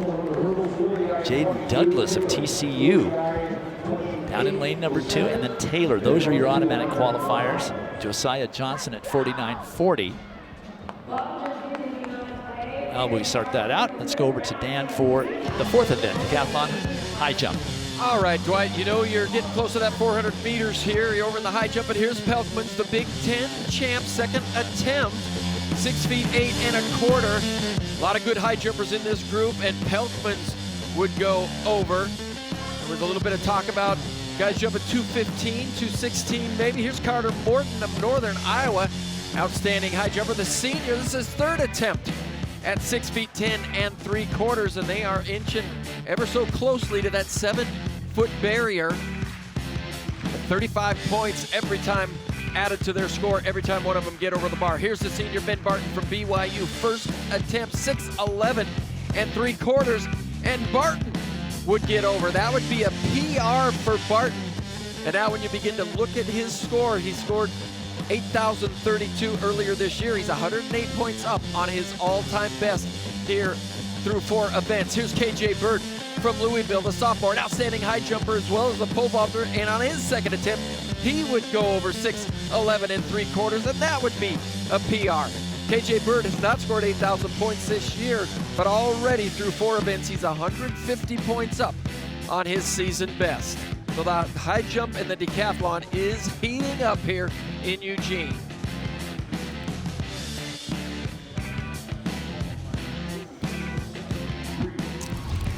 All right, so we are through 4 events of the decathlon. We'll be bringing you the 400 meters live in a little while. Jaden Douglas wins the heat with Zaviah Taylor in 2nd. They automatically qualify. Josiah Johnson at 49.40. That's a time that probably should qualify, as last year it took 50.18. As we get ready now for the 2nd of these 3 semifinal heats. This is Vance Nilsson, the sophomore from Florida. Former high school national record holder at 300-meter hurdles. That record's taken a beating the last couple of seasons. Well, Vance Nilsson now competing at Hayward Field. This is the same track where, as a high school senior, he ran 49.77 at the Olympic trials, nearly made the team. Now, 2 years later, he returns with one of the fastest seed times here at these championships. The only U20 athlete ever to win that 400-meter hurdles title for the United States. But he's gained a lot of confidence over the last month, and he's really cleaned up his race plan. There's Devin Nugent out in lane 8. He's dipped under 49 seconds this season. 7th place finish at the SEC Outdoor Championships, but he ran really well at the East Prelims, back-to-back PRs at the East Prelims. A lot of guys just went crazy at those regional championships. But Nugent out there in lane 8 will only have one person to his outside. But then to his inside, we have to mention Cody Blackwood, the SEC champion, in lane 7. Run 48.26 this season. He's got to be the favorite here in the 400-meter hurdles. Dwight, he's just run spectacularly all year long. But he and Smallwood, Kendrick Smallwood, in the 110-meter hurdles, they were rivals in high school, and now they end up on the same college team. And Cody Blackwood is one of the top 400-meter hurdlers in the country.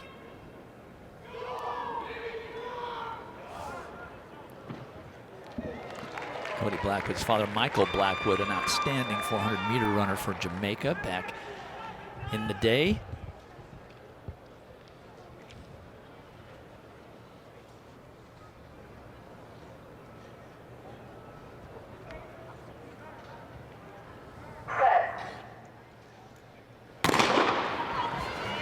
Nilsson in 6, Blackwood in 7, Nugent in 8.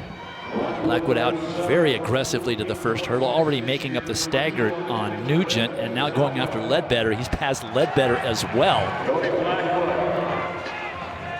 Well, and you've got to have a lot of confidence to take it out in the 400-meter hurdles like this. And Cody has run some really quick races this season, but you have to just be confident that you can close. You get out a little bit too quick in the 400-meter hurdles, it's going to come back and bite you at the end. But Blackwood looks really strong now with 100 meters to go. Nilsson right there as well, and his inside. Blackwood, a tough 9th hurdle. Here comes Nilsson. Both have sloppy 10th hurdles. Nilsson lost a little bit, and there's a charge now being built by Devin Nugent, but he comes up short, runs out of real estate, misses that automatic qualifying spot. Blackwood wins the heat at 48.95 with Nilsson second at 49.39 with Nugent third, all under the bubble of 50.03. So even David Thin in 4th has a shot at a time qualifier. Well, this is almost a carbon copy of the SEC championships about a month ago. Cody Blackwood out front, Vance Nielsen in pursuit. But Vance Nielsen has to go to his non-dominant leg there on that 10th hurdle. It slows him down a little bit. He loses momentum. But Cody Blackwood runs strong all the way to the finish.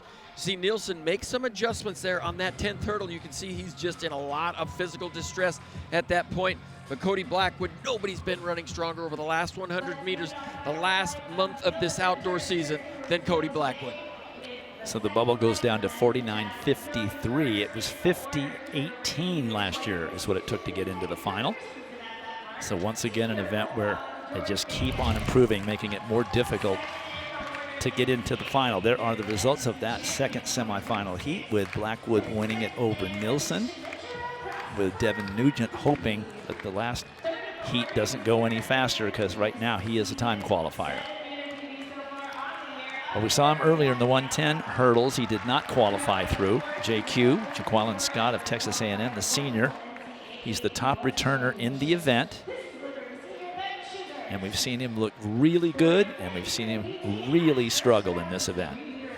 Well, if he can get on a stride pattern, if he can get 13 through 200 meters, maybe even to the 7th or the 8th hurdle, he's going to be in really good shape. But you're absolutely right. There have been times this season when he's just looked a little bit ragged. And talking to Kurt Henry, his coach, he just most of the time I say, what's the strategy? And he said, just get over the hurdles. JQ's a little bit of a mystery, but he's such a talented athlete. I can see him move away from the 110s as a post-collegiate athlete and concentrate a little bit more on the 400-meter hurdles. There's Isaiah Taylor, son of Angelo Taylor. And interesting, Cody Blackwood, we saw him in the last heat, and then you see the Taylor twins. Both their fathers competed in the 2000 Olympics in Sydney, Australia. That'll be interesting to see them in the final tomorrow. But his 48.71 at the East prelims was the single fastest time recorded across both East and West regional sites on that particular day. Isaiah Taylor is a big-time performer, and it was amazing, Zavia Taylor, how much he looked and how similar his style was to his father, Angelo Taylor, the Olympic champion from 2000. There's Jason Parrish from Wichita State. They've come here representing very well. He's gone 49.16. American Athletic Conference champion in 400-meter hurdles for the second straight season. He goes out of lane 5. We saw his brother Josh earlier. Here are the lane assignments. Parrish in 5, Taylor in 6, JQ in 7. Mark Anthony Abraham of Tennessee down there in lane 4. He's dipped under 49 seconds this season. The Belgium national record holder. There you see Zavia talking to John, watching his brother. And both brothers say they couldn't have gotten as far as they've gotten without each other. Their father, Angelo Taylor, won the Olympic gold medal twice in this event, not in consecutive Olympics. He won one, didn't do well the next Olympic year, came back and won again. Won the Olympic gold from lane 1. Yeah, amazing.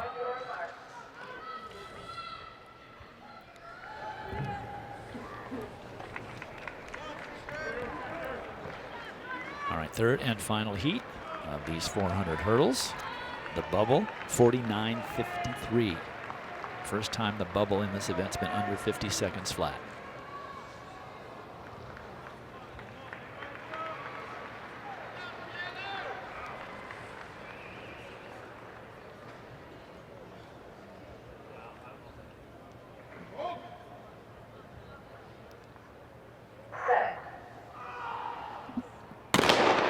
Parrish in 5, Taylor in 6, Scott in 7. Well, JQ does like to take it out a little bit quicker. He's on his 13 stride pattern now down the back straight. We'll see how long he can hold down to that. Taylor's hanging right there with him. So far, JQ going well, looking smooth. Still on 13. JQ and Taylor. Taylor now taking the lead. Nope. Even over that hurdle. Here they come to the 9th. It's still JQ leading. Then Isaiah Taylor. Jason Parrish trying to close, but he's not going to get an automatic spot. So JQ wins the heat. Makes it through to the final automatically. 48.59. Not far off his personal best. Isaiah Taylor, 49 flat. Those are your automatic qualifiers. Now let's see Mark Anthony Ibrahim of Tennessee and Lebanon is under the bubble. He is the only one who is. Jason Parrish, not fast enough to go as the time qualifier. Well, this was a really clean race. That 10th hurdle was a little bit ragged, but JQ ran a really clean race. Got through 240 meters on a 13 stride with a right leg lead, and he only had to alternate to that left 2 different times, but really strong running by the senior from Texas A&M. He's now competed here at an Olympic trials and multiple NCAA championships. Is it his year? So here are the official results of that third semifinal heat. There, Mark Anthony Ibrahim gets through on time. Scott and Taylor get through automatically. So here comes your advancers to the final. It took 49.47 to make it through to the final. And the Taylor twins are downstairs with John. All right, thank you, Dwight. Yeah, we're just getting some analysis of the race since Zavia got to stay here and watch. How'd your brother do? He did very good. You know, his first 300 was all right, but he finished strong in the last 100. All right, that's one opinion. What's your opinion? Whatever he said, that's what happened. All right. What's it like to run here with your brother at the national meet? It feels great. You know, we always talked about this in high school, running together, trying to make it to the national final, and we did that, so we're just ready for Friday. All right, you got a gold medal dad. What's it like to run in the same event when your dad has got hardware like that? It's like a challenge, you know. We want to like go after what he did. So like in high school when he broke his record, he was like, "Oh, I got your record." So now we're trying to do more than he did. You know, go to the Olympics, try to win more gold medals. It's just a challenge I like to compete for. You've got a gold medal dad, and you got a head coach who is a 100-meter hurdler in Alan Johnson. Terrence Trammell's on this. Do you guys ever think about anything other than hurdling? Yes, I like to run the 200 from time to time because surprisingly, that is my favorite event. But, you know, hurdles is where it's at and where I have the most success, so that's what I'm going to keep doing. Congratulations, both of you. See in this event on Friday. We'll see you in the 4x4 here at the end of the night. Thank you. And Dwight, they think they can take down the A&T record, which, as you know, with Randolph Ross and Stewart, that's a mean mark to go chase. Yeah, that's a big, big goal for those two individuals. They need to go get warmed up for that. Well, when we come back, he mentioned the 200 meters. That's what we're going to see. 3 semifinal heats of the 200 meters when we return to Eugene.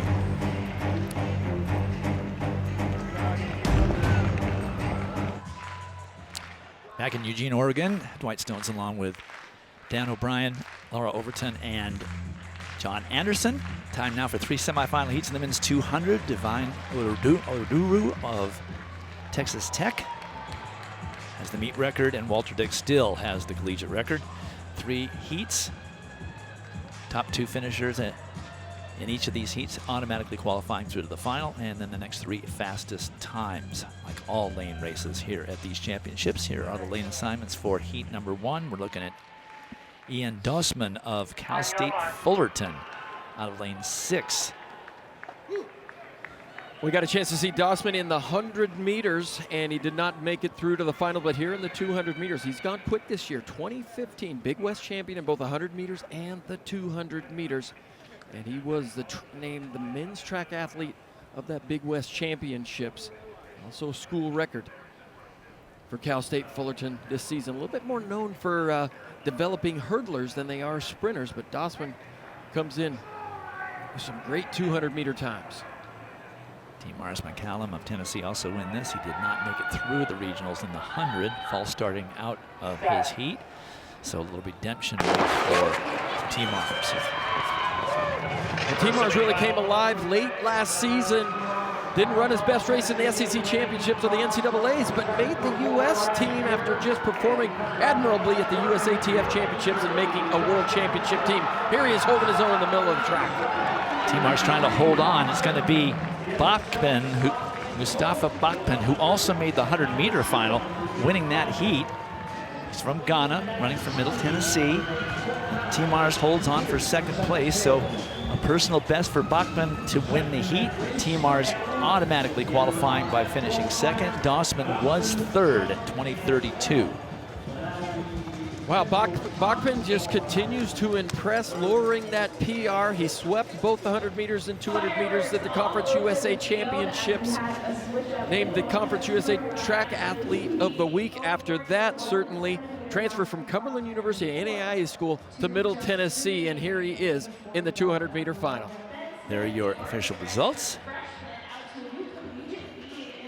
Which means 20:45 is the bubble, but let's quickly go over to shot put. All right, this is Ben Smith from the University of Oregon, the collegiate leader this season, and just a freshman. Took a redshirt year last year, but sure to excite University of Oregon fans. Coached by Brian Blutrick, and he would go 69 feet, over 69 feet on that first throw, ½ inch for a personal best. Then we go over to the pole vault.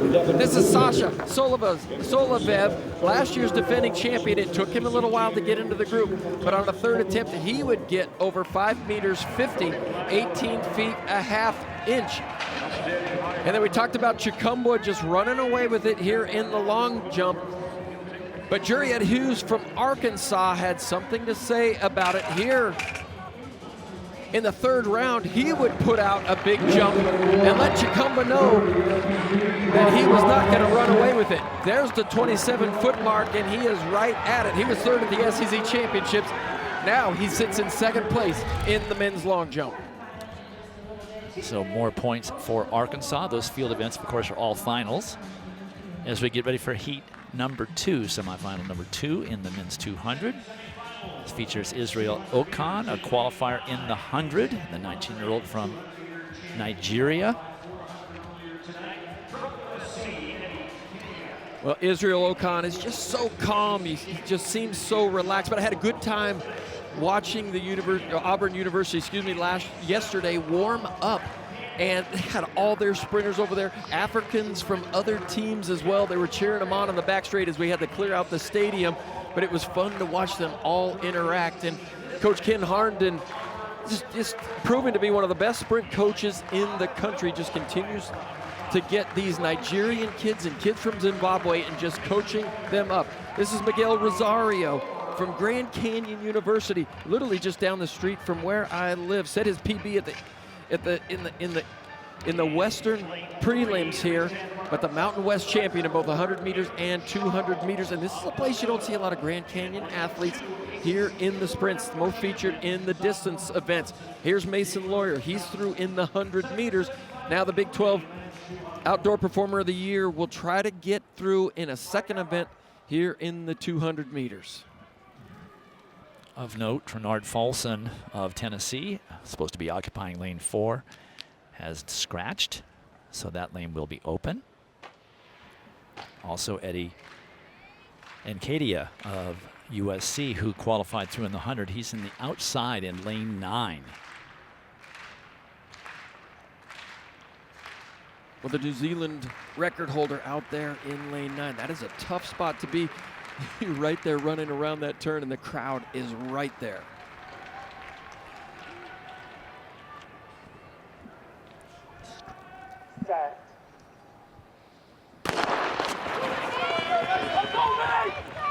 Israel Ocon in 6, Rosario in 7, Lawyer in 5, and Katie on the outside, leading off the turn.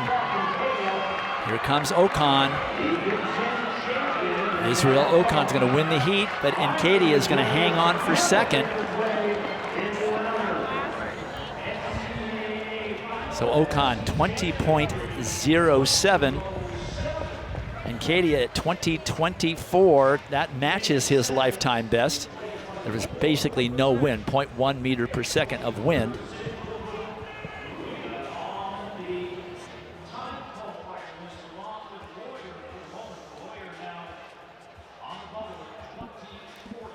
So Rosario and Lawyer just not up to the task. Urrutia ends up third at 20.36. There are the results. When we come back, we will bring you the third and final heat. But in that one, Israel Ocon and Eddie Nkadia automatically through to Friday's final.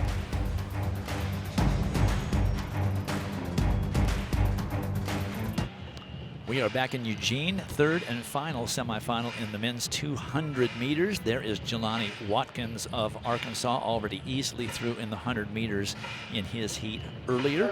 Transfer from LSU, wide receiver on the Arkansas football team, having an absolutely career year in track for the Hogs. Well, that 1987 that he ran at the SEC Championships, that broke the Arkansas record held by Wallace Spearman Jr. clear back in 2005. That record stood for 21 years. Watkins is now ranked number 8 among U.S. collegians in the 200 meters, and he's on the Bowerman watch list. Jaden Reed of LSU is on his inside in lane 6. We saw him also qualify in the 100 meters earlier from LSU and the Cayman Islands. And Dwight, former teammates in lane 6 and 7, Jay Reed and Jelani Watkins. And then Tralee Banks, the Indiana school record holder, run 20:33 out in lane 8. Reed out well, in fact made up the stagger on Watkins. But Watkins has the strength. Jaden Reed is gone. And here comes Jelani Watkins just slowly reeling it in, trying to get that second spot, which he lets up at the tape and lets Tralee Banks get the automatic second spot. Watkins better hope he ran fast enough to make it. 20:40 was the bubble. Watkins matches it, so it's going to go down to the 1,000th. That is not the kind of mistake we're used to seeing a Jelani Watkins make. So both, I'm not sure who has that other 20:40, but they are going to have to go to the 1,000ths, and Watkins will end up in lane 2 or lane 9 most likely for the final. Well, look at this tremendous start by Jaden Reed.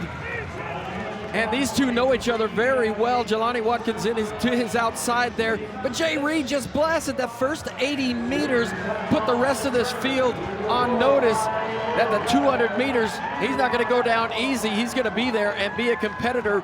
But his momentum just kept him going. Absolutely tremendous start there. You see Jelani Watkins kind of smiling, thinking, you know, I'm fine. You want to win the heat? I'll come in second. But he eased up too much at the line. Tralee Banks comes away with the second automatic qualifier. Could be a big mistake there for Arkansas. Yeah, it is a big mistake because he's out by 5/1000ths of a second by letting up. I'm wondering how much energy he saved in those 5/1000ths of a second by not running through the tape. I'm sure Coach Case will have something to say about that. There are your advancers to the final with no Jelani Watkins in that race. In fact, no Arkansas Razorbacks in that 200-meter final. Wow. Okay. The men's decathlon is wrapping up day one. We will see them run 400 meters when we return to Eugene.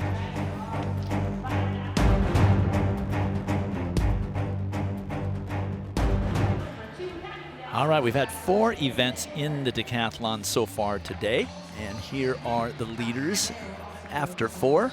Pretty close, 40 points between Ben Barton and Kenneth Bird. And then Luke Peltmans is well back in 3rd. And Ben Barton, an outstanding 400-meter runner. He will be in this first heat. Most of the fast runners, Dan, I believe, are in this very first heat of the 400. Yeah, they seed them according to their 400 meters personal best. But what's interesting about Ben Barton, he's the 9th fastest American ever in the decathlon 400. Guess who's 10th? Me. What? Yeah, O'Brien. Yeah. He's ahead of me. All right, no, but congratulations to Ben Barton. He is having a day. He's on pace to have a PR first day here, but he is leading in the decathlon. Maximus Tucker, a good 400 meter as well. He's running the high 47s. He sits in lane 5. He's in 7th position. Max Forte of Duke out there in lane 8. He's run 47.71. He is in 4th position. And Jip DeGrief from Illinois out there in 9. Mike Bennett from Duke, a good 400 meter runner, but has not been scoring very well. Struggled a little bit in the long jump and the shot put. He's clear down in 22nd place, but look for him to run a good 400 as well. So Ben Barton has all the guys he needs in this heat to run a really quick race. There's Michael Bennett.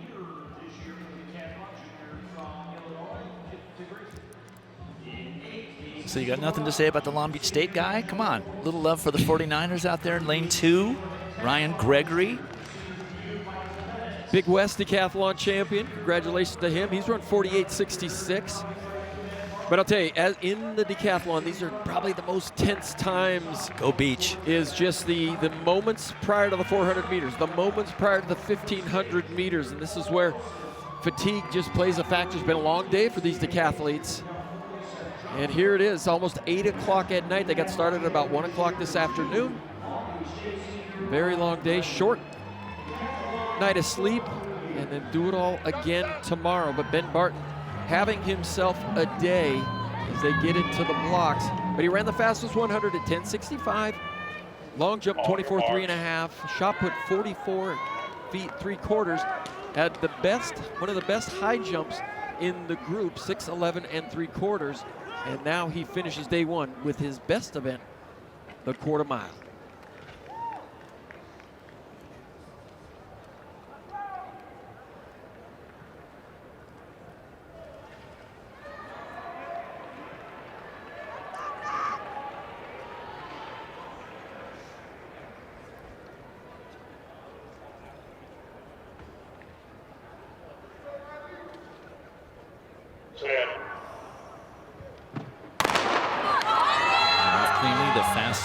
Group of 3 in the 400 meters for the decathlon, and Ben Barton going after it pretty good there in lane 6, making up the stagger on Michael Bennett to his outside.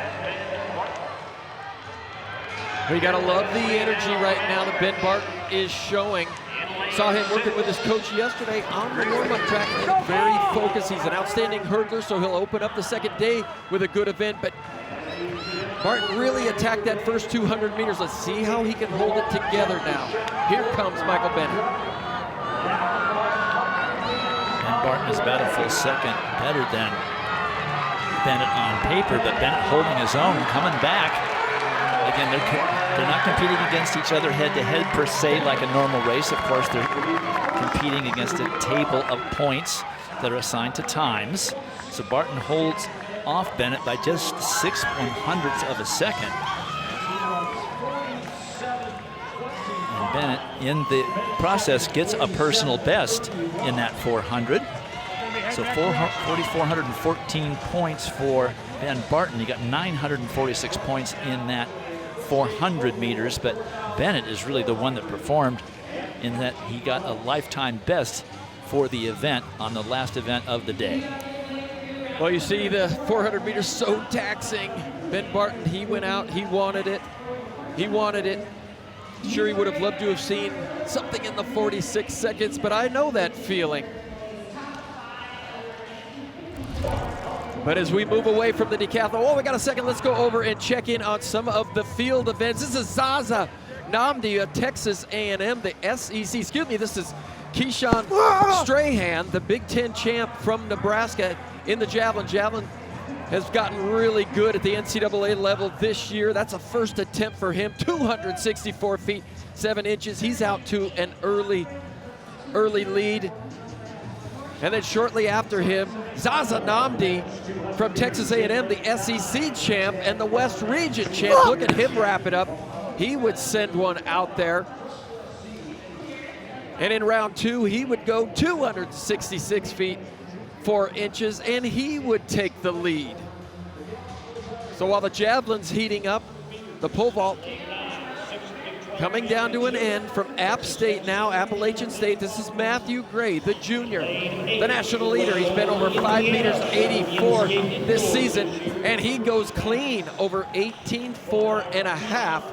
And it looks like he's still got a lot of jumping left to go, but the Sun Belt champion gets it done. This is Chicumba from Kansas State now. This is him in the 5th round. And he would go 26.7 and a quarter and continue to lead in this long jump.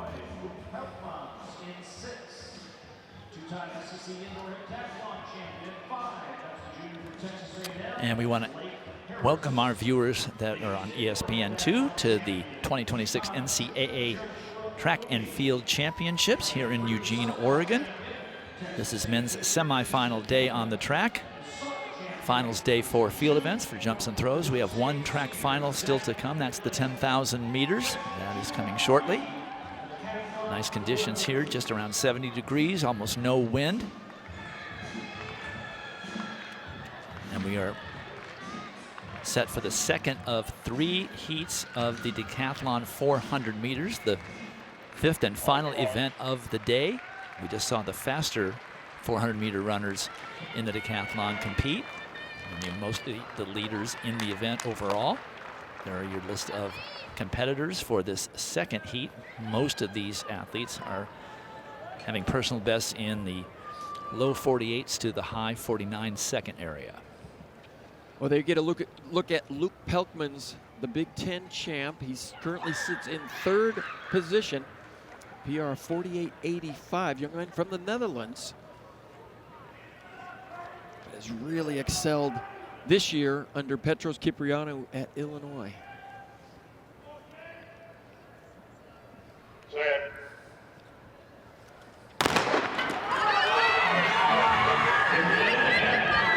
And Blake Harris from Texas A&M just to the inside of Pelkman's there. Goes in lane 5. Pretty steady running. Dorian Charles of Kansas State on the outside. Emil Ullin, also of Kansas State. There you see the 2 teammates out there in 7 and 8, but that's Pelkman's in the dark uniform with the big orange there. Keep an eye on him. He currently sits in 3rd place. Looking for something close to a lifetime best here in this final event to wrap up a good, solid first day.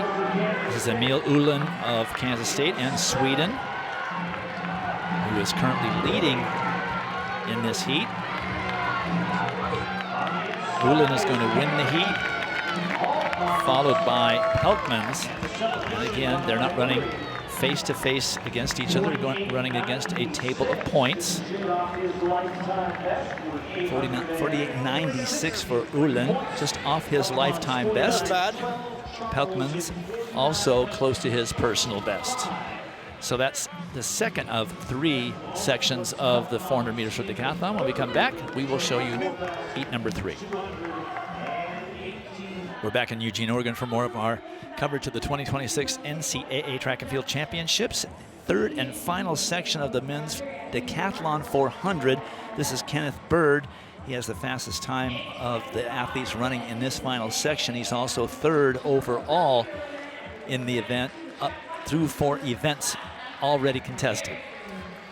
Well, he scored 7,891 at the Mount Sac Invitational earlier this year, but he's well ahead of that pace after 4 events. 150 points up on that, which could, I think he can go over 8,000 points here, and I think something between 8,050 and 8,100 points is going to win this competition this year. But he was 4th last year as a freshman in the decathlon. He's coached by Wyatt Rhodes at Louisville, trains alongside Avery Rhodes.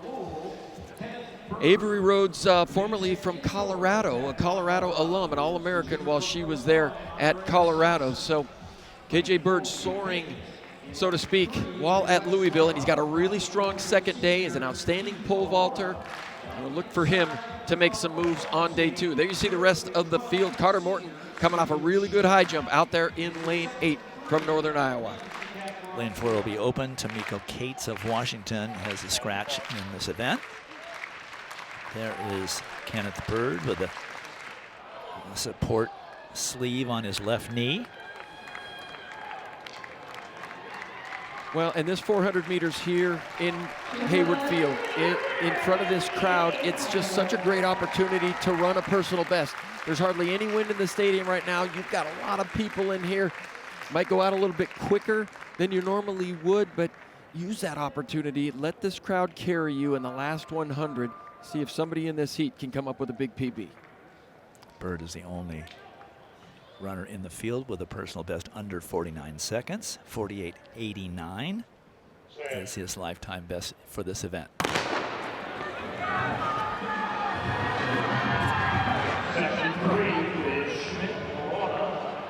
Pretty even through the first 100 meters. Bird starting to make a move on Cole Wilson to his outside, closing that stagger a bit. Very measured. Well, I like what KJ Bird is doing. Look at the tempo, and that's what the 400 meters is all about. Tempo, rhythm, boom, boom, boom, boom, boom. He's not overstriding. Now with 120, 110 meters to go, you just have to have a conversation with yourself in your mind and say, keep the tempo going, keep the turnover going. Keep an eye on Andreas Hudson from Illinois, now moving up on the inside. KJ Bird begins to go backwards. Bird really looked good till about 50 meters to go. It looks like it's Hansen from Illinois who wins this section at 49.59. So nobody under 49. Bird gets 49.72, so nearly a second over his lifetime best. He's going really well for about 350 meters. Well, and that's just how quick the 400 meters can turn on you. But you know, you want to run as far as you can, as fast as you can, so you know what you need to work on. And KJ Bird knows that he's good for about 330, 340 meters. Get some more conditioning under his belt. Run some more open 400s indoors. Get on some 4x4 squats. Drop that 400 meter time. Hansen was just 0.2 of a second off his lifetime best in winning the heat. So there are the final results of that third and final section of the Decathlon 400. They are finished for the day. And we are attempting to get you some point totals after 5 events. Bird is in 3rd place with 4,256 points, so he maintained his spot.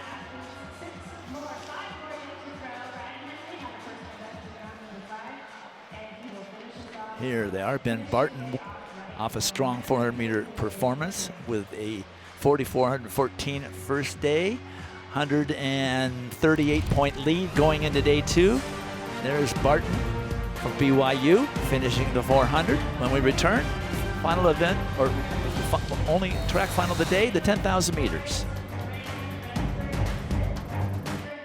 We are back in Eugene, Oregon for the only track final of the first day of this 4-day championship, the men's 10,000 meters. There are your meet and NCAA records. And there is Big Ernest Churiot of Arkansas, the junior, 3rd at the NCAA outdoor last year. and transfer from Texas Tech. He is very well aware that every point has become critical for the Arkansas Razorbacks, and since arriving in Fayetteville to the Arkansas program, he has been 3rd indoors at the NCAA 5,000, 4th in the 3,000 meter at the NCAA championships, and just last month won the SEC Outdoor 10K title. This is your collegiate leader in the event. Elsingi Kipruto from the University of Louisville has had a huge outdoor season. That breakthrough coming after a 39th place finish at the cross-country championships in the fall. Highly motivated coming into this one. And speaking of motivation, Hoptum Samuel has plenty of it. He won the 10K title 2 years ago. Since November, won his first NCAA cross-country title, won the Houston Half Marathon, won an NCAA 5K title, and just 3 weeks ago set the collegiate record for 5,000, but this is the one that he wants back after finishing runner-up in this event last year to his teammate, Ishmael Kipkourou. 24 athletes towing the line, same as in all events. There were 12 advancers from the West Regional in Arkansas 2 weeks ago, and 12 from the East Regional in Lexington, Kentucky. There are your list of competitors. Captain Samuel out to a quick lead.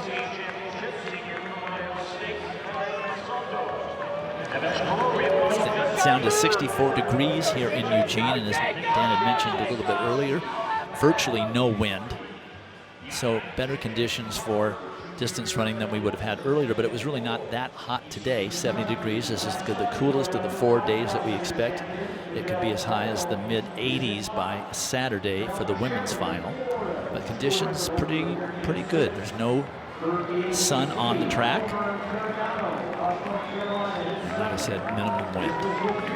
Ideal conditions that you could expect at this event, and Hoptum Samuel is leaving absolutely nothing to chance. I talked with his coach Darren Gosson about their approach this outdoor season with Hoptum's aspirations of winning both the 10,000 and the 5,000, and he said, with no world championships and no Olympic Games this summer, we really decided not to go heavy on the 10,000 meter racing, and that set up the opportunity for Hoptum to attack that 5,000 meter outdoor collegiate record, becoming the first collegian to go sub 13 minutes in the event. And now Elsingi Kipruto has closed the gap and settled in on the shoulder of Hoptum Samuel. Samuel has also slowed down a bit, as he was originally on 26:40 pace, which we are pretty certain he was going to be able to maintain. But Dwight, if you remember some of the trouble that Hoptum Samuel has endured in championship racing, you think about a couple years ago in the cross-country championship, he lost a spike and was bloodied all down his lower leg. He took a tumble here at the NCAA Outdoor Championships a few years ago. So he has all of that in the back of his mind. So that's one of the reasons that he wants to go out to the front, eluding that trouble. I also think he wants to make a statement. He's like, okay, I know Elsingi Kipruto has been the collegiate leader all year long, but I am the guy to beat. That is how much he wants this 10,000 meter title. He's not even thinking about that 5,000 meter collegiate record, nor the 5,000 to race in just 2 days. So Samuel continuing to lead with Kipruto right behind him, and then a gap of about 6 or 7 meters back to Big Ernest Churiat of Arkansas. And with Jelani Watkins out of the 200 meters, and not certain what other disasters they may have suffered with regard to getting people through, it's very, very important that Churiat get into as high a scoring position as he possibly can, and he gets up there and joins the other two. So that's a big charge from Evans Karuri of Washington State to get up there in third, Churiat in fourth. 22 laps remaining. Field is pretty nicely spread out, which means the pace is honest. Now we're at 27:59, so a 28-minute pace down from 26:40 in the first lap and a half. Well, when you're Hobson Samuel and you have run 26:51, which is number 3 all-time in this event, this is very comfortable, very well within your realm. And his mentality coming into this entire year, going back to cross country, he wants to go undefeated. That was his mentality. He saw teammate Pamela Kosgei be up for the Bowerman. She was a Bowerman finalist last year. And he's like, how do I get that? How do I get to that level? And so he knew what he had to do was be absolutely dominant this entire year. And of course, going back to the NCAA Indoor Championship, running the 5,000 and the 3,000, was ultimately disqualified from the 3,000 because of contact in the last lap of that race. So he was absolutely, admittedly so, absolutely devastated with that DQ, but he said he basically took a day and said, I accept it, I can't change it anymore. So he said, let's go forward, let's focus on winning the 10 and the 5. So as I said, the pace is nicely established. It's over 28 minutes now. So we will step aside, and when we return, Dan will bring you a very exciting men's long jump competition from this afternoon. Stay tuned for that. The 10K final continues here in Eugene, but we'll step aside for a moment and have Dan catch you up on a very exciting long jump competition. Well, this season in the long jump, they've seen some of the farthest jumps in collegiate history. Here's Juriad Hughes at these championships in the 6th round. He was 3rd at the SEC championships and really came alive at the West Region Championships, and here he would go 27 feet 3/4 of an inch. Big jumps for him, and he would finish in 2nd, but the favorite gets it done. Todd Chikumba, the national leader, the Big 12 champion. He's on the Bowerman watch list. Twice he was the NCAA junior college champion for Meridian Community College, and now he's a Division I champion. He would go a foul on the 6th round, but shout out to him and a championship win, but also the town in which he comes from in Zimbabwe. Chiredzi and his mom and sister are his biggest fans, but the favorite brings home the gold for the Little Apple and Kansas State.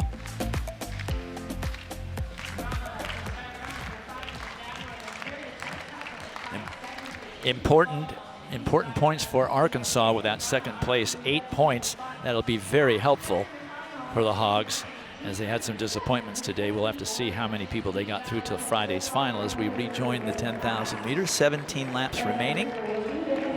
Things slowing down a bit.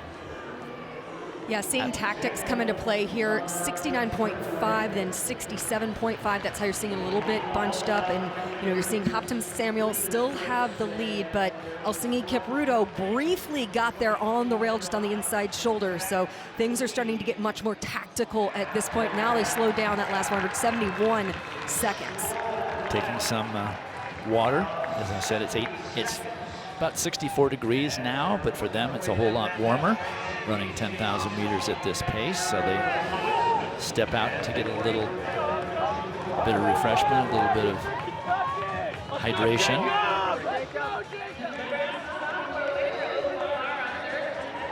A lot of shuffling there up front, where you're seeing a lot of movement at the front of the field. For Eastern Kentucky, that is Miguel Vidal, the senior and Atlantic Sun Conference champion at 5,000 meters, who is currently up front. After Hobson Samuel, you saw a big group of guys take some water on the backstretch, and then they were happy to settle in and be quite conservative as we've gotten to this portion of the race. Dwight, I expected with this it would be 4K of very tactical running and then a 6,000 meter run to close it out. All right, with a little more than 15 laps remaining, we will step aside once again. And when we will come back, we will bring you more of this only track final of the day, the 10,000 meters.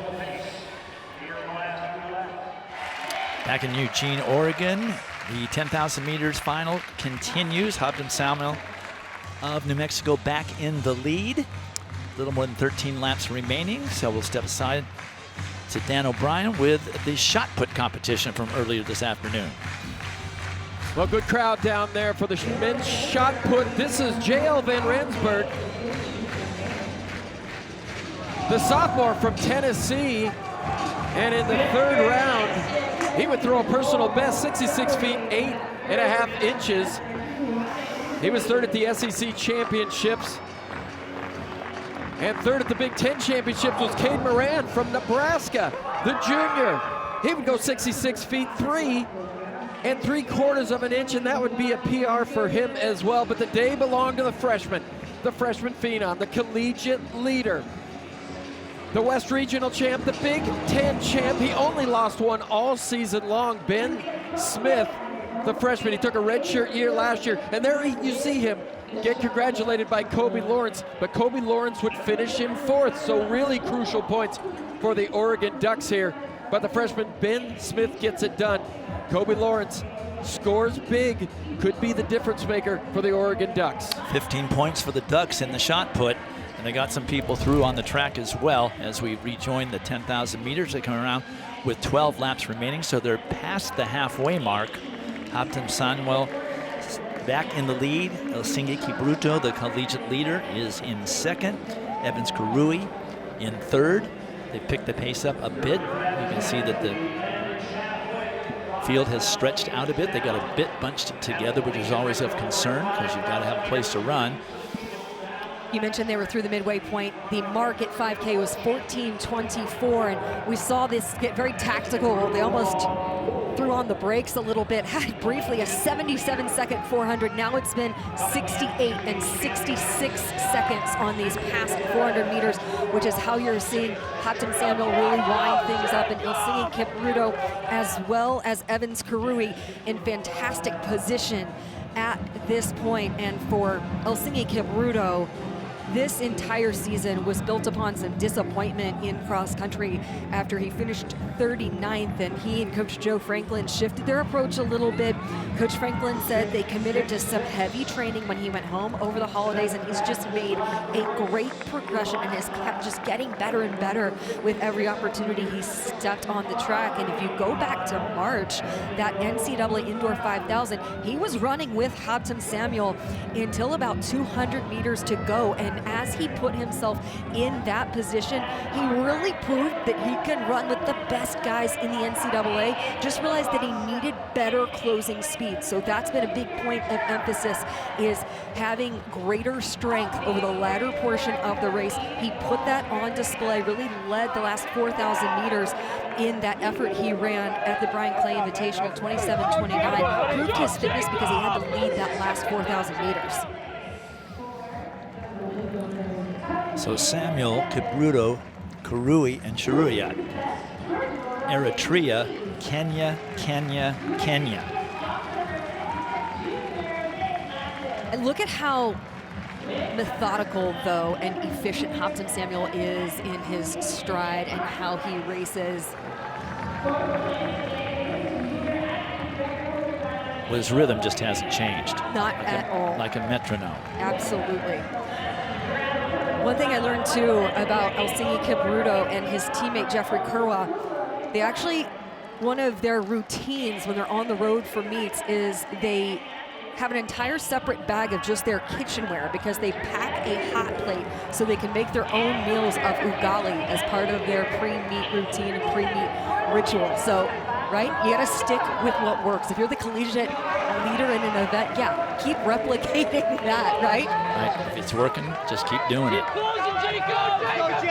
Samuel threw in a 65, which threw a few people off of the pace, but not really the front group of about a dozen, maybe 10 to a dozen, have now broken away. And Samuel's doing all the work up front, coming up with 9 laps remaining. And sorry, Dwight. No, nine athletes in that front pack. And one who has just looked incredibly strong the entirety of this race is Evans Karui, who is currently sitting in third position. In the direction from his coach, Coach Phipps, was stay in the mix and finish the last bit of the race a little bit longer out than what we have, and better than how we have in the past. He describes Evans as just having this gotta go after it attitude. They almost have to rein him in or reel him back but he has a very high aerobic engine, and Coach Phipps said he just works really, really hard. And he's tried to refine some of that closing speed, so if the race goes more tactical, he can make sure that he's in that position. And certainly it looks like that this is going to be an incredibly tactical and a dogfight over the last 8 laps. 2 65-second tours of the track. Samuel's trying to grind these guys, and it is working in that he's spreading out this front group of 9 almost in single file, but he's doing all the work up front with 8 laps now remaining.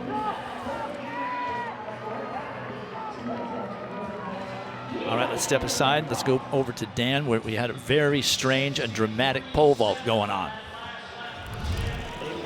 Well, here we are on the east side moments ago. This is Dyson Wicker, the sophomore from Nebraska, the Big Ten champion, on a first attempt of 18:10 1/4, and he would get over. He's the youngest American ever to get over 19 feet, second youngest in world history behind Mondo Duplantis. So Dyson Wicker has got things going over there in the men's pole vault. Back to the 10,000. They are just whittling it down. That front group now down to 7. Well, single file. After consecutive 65-second 400 meters, it's now been 63 seconds for that most recent. So that's why you're seeing a great bit of separation. And among those who has put himself in an incredibly threatening spot is Ernest Chariot of Arkansas, currently sitting in 3rd on the shoulder of Elsingi Kipruto. And in talking to Arkansas distance coach Cale Wallace, he said what Ernest has done indoors in the 3,000 and the 5,000 and the 5K outdoors, this is really the first time in his career he's run so well in some of those shorter disciplines, and that's really helping him have more confidence in his speed at the end of the 10,000 meters. And you keep in mind, the NCAA Indoor Championships, 3rd in the 5K, 4th in the 3K, proved that he can run with his guys, and with these guys, with the best in collegiate track and field, and certainly proving it right now. That boost of winning a conference title in the 10,000 back in May, huge for him as he goes into this NCAA Outdoor Championships. And now the front group has been whittled down to 3. Hampton Samuel just hammering the pace, with Elsingi Kipruto and Big Ernest Chariot staying with him. 6 laps to go. Starting to see as well, kind of leading that chase pack, that is Dennis Kipnietich from Oklahoma State, who has 6 different top 10 NCAA finishes across track and field and cross country. He's trying to fight his way up into that mix of the top 3. All right, let's step aside for just a moment. Go back to Dan with pole vault. All right, we just saw Dyson Wicker get over 575, 18:10 1/4. This is Logan Hammer, the senior from Utah State. And he answers the call. And he gets over 18:10 1/4. That's a personal best for both of those athletes. But nice clearance there for Hammer, and he stays in this competition, currently sitting in 2nd place. Coming up on 5 laps remaining, and it's now down to 3. Hampton Samuel, who continues to lead, and it keeps going faster. A 62-second tour of the track, then a 65. It's still Elsingi Kipruto and Ernest Chariot right behind him, staying with him, letting him do all the work. We've seen him look back a couple of times, almost to, hey, you want to help me out here? And it's like, no. We know better than that. They're at 28:06 pace through this point of the race. And in talking with a few different coaches about this event in particular, they said this is going to favor the guys who have the best 3,000 meter speed. We are setting up to see a super quick last mile of this 10,000. And at this point of the race, the way that this has gone so far, you've gotten this far into it. The moment anyone makes a move, you cannot hesitate. You have to respond immediately and go with them. Even though it feels like there's still a decent amount of run in this race, you can see Samuel drifting a little bit to the outside to see if anyone is going to want to take those lead duties right now. Looks like Elsingi Kipruto makes the decision to do so. You see everyone, then he's like, no, maybe not. little bit of gamesmanship, if you will, Dwight Stones, to see who wants to make that move. And Ernest Chariot is going up to the front as you see the rest of the guys looking around. And they've let that chase pack catch up. Now they've slowed down significantly. And we have a change at the lead. They've let Dismas Lokira in from Alabama, Dennis Kignetich. Now they are back to a group of 5 where they were down to 3 because Hampton Samuel had just hammered the pace. Multiple 65, 64, 63, including a 62-second lap that whittled the field to just 2 competitors of his. Now there's really 6 that are in it, 5 seriously, as we're going to be coming up with 3 laps remaining. Well, let's go.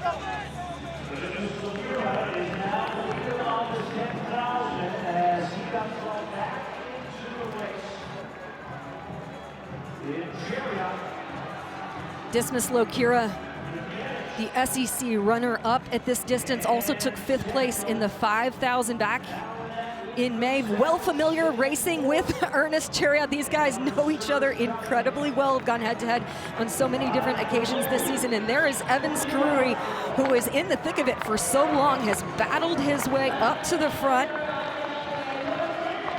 And it's on now, less than 3 laps remaining. You can see the pace quickening. Samuel, it's like he's trying to recover a little bit back there from all the work that he had to do by himself up front. Big surge from Hampton Samuel, and Helsinki Kipruto responds, going right there with him.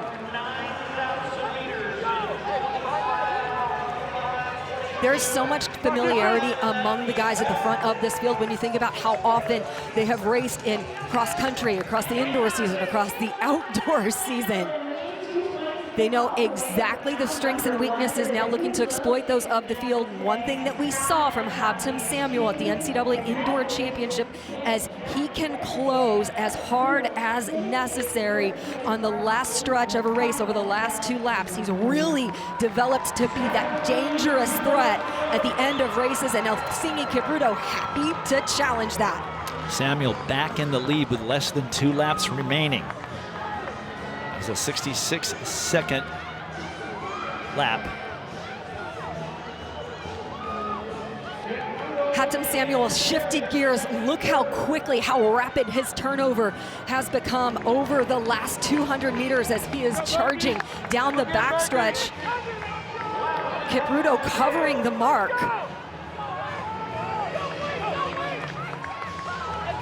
Samuel and Kipruto, I should say, and Big Ern. Coming down the home stretch for the penultimate time. Who has the leg speed? Who still has the energy? Bell lap. Hampton Samuel, the champion from 2 years ago and runner-up last year, trying to hold off Helsinki Kipruto. A 59-second lap.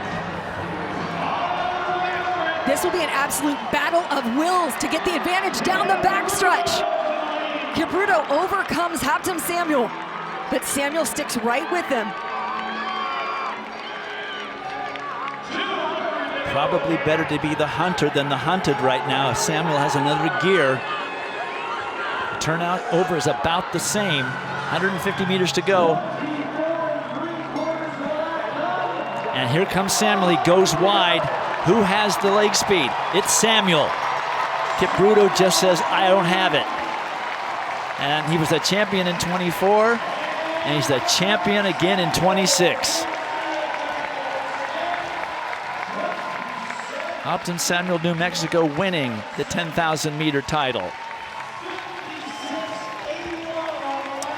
For those of you who have been watching these NCAA Outdoor Track and Field Championships, coverage will continue right now on ESPN2. Coming up next on ESPN, it's Inside the NBA following Game 4 of the NBA Finals, but live coverage of the NCAA Track and Field Championships will continue on ESPN2. Is your NCAA 10,000 meter champion. Just under 57-second last lap for Hampton Samuel, and when it came right to it with about 80, 90 meters to go. When he went by, Kipruto just said, I don't have it. That is all the confidence that he had from what he has developed going back to the cross-country season and then indoors, sharpening over both 3,000 and the 5,000. We saw with that collegiate record he ran just 3 weeks ago, that incredible fitness and that incredible speed. He's always had the endurance. That's what we saw when he won the title 2 years ago. Now he's developed as a threat and a very dangerous closer. So you can see Helsinki Kipruto takes the lead down the backstretch. Haptim Samuel gives him an opportunity to gather himself and get that extra gear to dig in when he needs it. Look at how much confidence he has in that closing speed. After all of those laps of racing, digs in, has the kick when he needs it, plans his move perfectly. We said it in the course of the race. When he decides to make a move, he makes it tough for anyone else to be able to challenge him. Definitively a performance from Haptim Samuel to prove that he is dominant in the distances at the NCAA championship, back on top of the 10,000 meters. So over the last 3 seasons, winner, runner-up, and now again champion. Haptim Samuel at 27:51:31 defeats the collegiate leader Helsinki Kipruto and Evans Kiplagat, and it ends up that big earn, not scoring any points for Arkansas, but the champion is downstairs with John. Thanks, Dwight. I'm here arguing race tactics with this guy. Listen, you're leading and everything's comfortable, and then you literally stopped with 6 laps to go. What are you thinking, man? I know, like, yeah, that's tough actually after all the hard work and you just leave 1 mile to go. Like, you know, the guys, they couldn't help, they were on my seat on my shoulder, and I have to just get some energy, you know, save some energy for the bell lap. So that's why, no, I'm not gonna take these guys while on my shoulder until the last lap, and like, yeah, get a little recover, wait for the other group to join and like get some help. And yeah, kick hard the last 800. Why didn't you just bury him when you were out there and had a chance? I mean, yeah, that's a good idea, but sometimes it's hard. It's a great idea. Yeah, no, yeah, it's a great idea, but something like seeing outside and being on the field is different, you know. I feel my body wasn't like, I can't get like from 65, 64 to 62. And I was decided like, yeah, okay, let me just save a little bit of energy and like, yeah, run hard the last 800. And I'm glad it worked out. I know it was risky, but I'm really glad it worked out and yeah, get the title. Okay, you won, so I can't argue that vehemently. Congratulations on being the 10K champ again, and we'll see you in the 5 in 2 days. Thank you so much. I'll see you again. Thank you. You bet. Guys, I don't know anything, so I'm just going to go back to you. Hey, I'll see you again. What does that tell you about how confident he is going into 5,000? Rightfully so. No kidding. Well, we had a mistake there. Ernest Juriat of Arkansas did score for the Hogs. He was 3rd. Our graphic did not show that, so good points for Arkansas. They still have a lot of hope in this team title.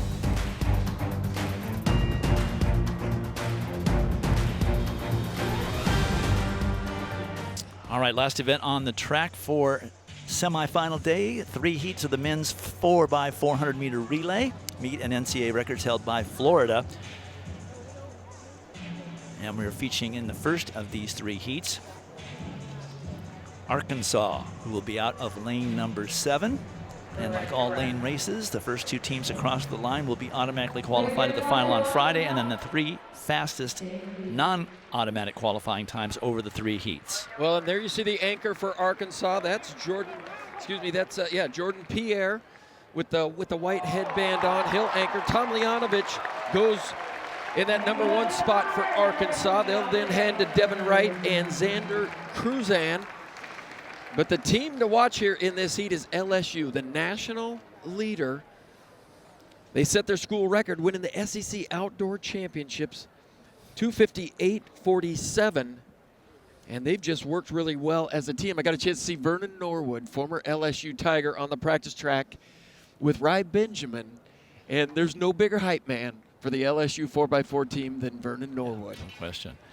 However, LSU has not won this title in 10 years. 2016 was the last time they won the 4x4. They got to get their quartet through to Friday. From the inside, Northwestern State, Oklahoma State, Florida. Then Southern Cal, LSU, Arkansas. On the outside, Tennessee and Houston. They will stay in their lanes through this entire first lap.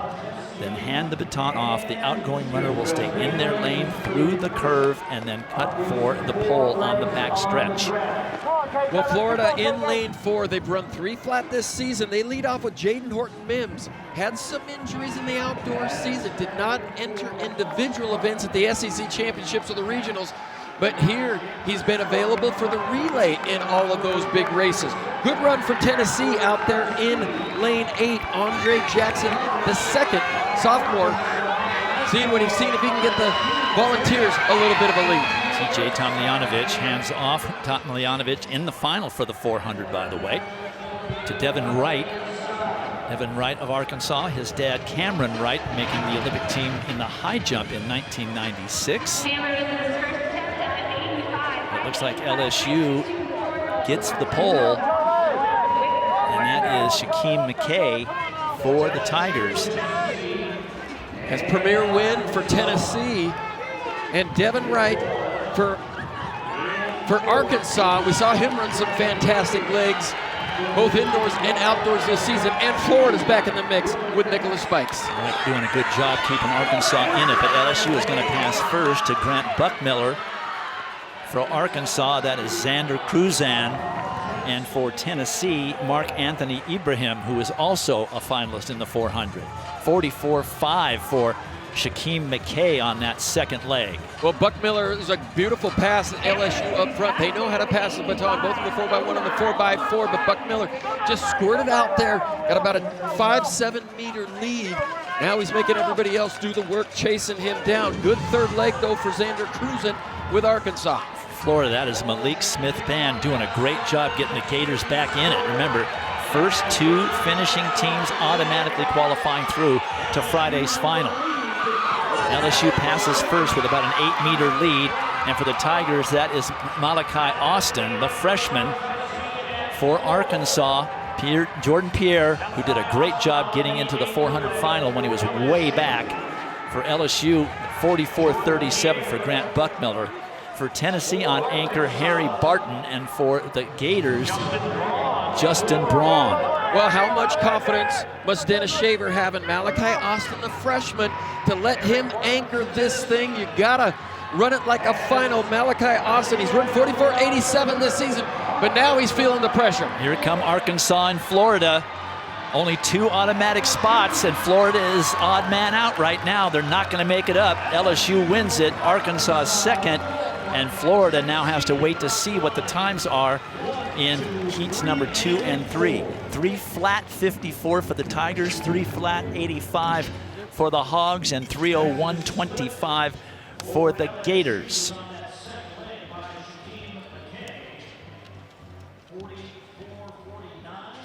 So LSU through easily, winning the heat, and while we wait for second semifinal to get set up, let's go over to Dan for more pole ball. Well, Dyson Wicker is just in command over there on the east side of this facility. First attempt, 19 feet. A lot of first attempt makes for him. Boom, and a big jump for the sophomore. Only other person who's jumped higher at his age is Mondo Duplantis, and Wicker just beside himself right now. Here is a first attempt at 19 feet, 2 1/4. He's on a roll, he's confident. Can he get another big make? And he slides over that one as well. Look at this make, just touched it on the way up. He's got more there certainly. But the sophomore out of Nebraska, he was 4th at the NCAA Indoor Championships. Just taking control over here. Let's go over to the men's javelin. This is Jack Lariviere, the LSU senior. In his 6th round, he needed to dig deep, come up with a big one, and he would. In the 6th round, he go 255.7, move himself into the top 3. But here's the junior from Nebraska, Keyshawn Strahan, in the 6th round. He's trying to go big, and his 6th round throw wouldn't quite cut it, but he would finish the competition with a 264 feet 7-inch throw. and that would put him in second position. But the winner today, Zaza Namdi of Texas A&M. And on the final throw, he'd go 2:53.7. It wouldn't be his farthest throw of the day, but he would come away with the victory. He'd go 2:69.10 for the victory. And there you see the Texas A&M Aggie faithful, but coming in the national leader, Zaza Namdi, holds serve. He wins the SEC championships. He wins the Tom Jones Invitational. And here he is, the NCAA champion. Jav U, Texas A&M once again taking the title.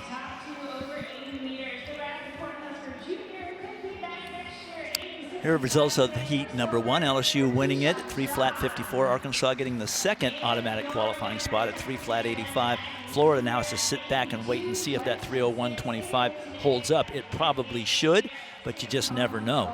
These 4x400s are just awfully hot. These teams are just stacked with strong, fast quarter milers. As we get ready for heat number 2, featuring Purdue, the Boilermakers will be out in lane number 7. They last reached the final 10 years ago. Qualified third from the East region with a new school record of 3 flat 92, and they're going to need pretty much all of that if they want to make the final.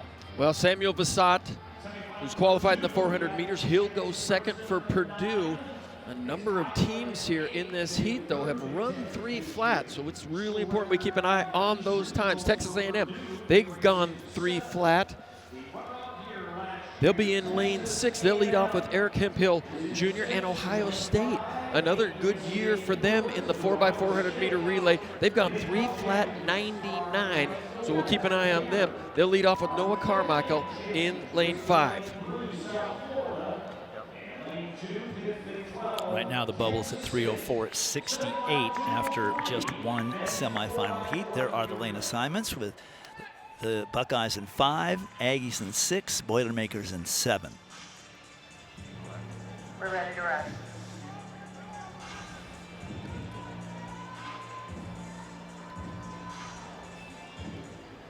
It's coming up on 9 o'clock here in Eugene, Oregon, and here's something we didn't used to have in the old Hayward Field. Dan, lights.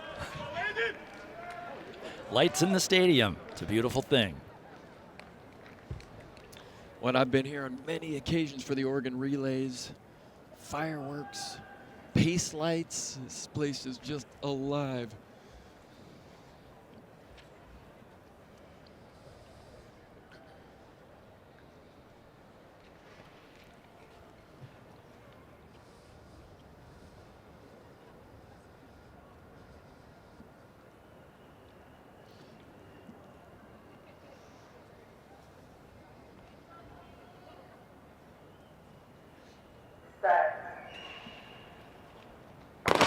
From the inside, Kansas State, South Florida, Baylor. Then Ohio State, Texas A&M, Purdue, and on the outside, Iowa and Princeton. Well, the Ivy League champs out there in lane 9, Princeton set the school record this season, 3:02.60. See if they can hang with some of these Big Ten, Big Power 4 schools. Good start for Purdue.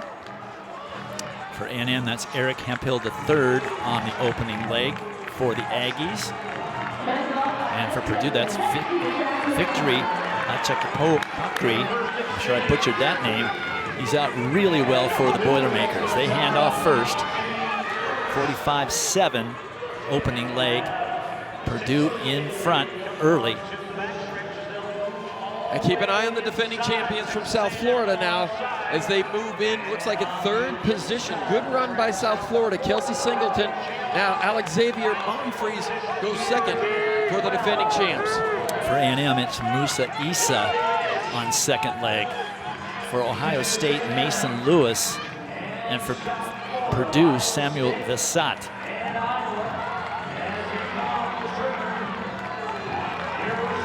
Purdue will hand off to Jax Coleman, the freshman.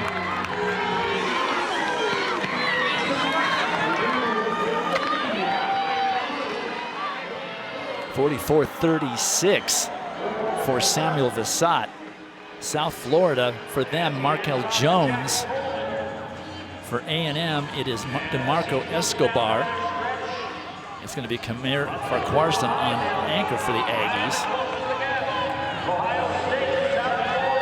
For Ohio State, Didong Udo.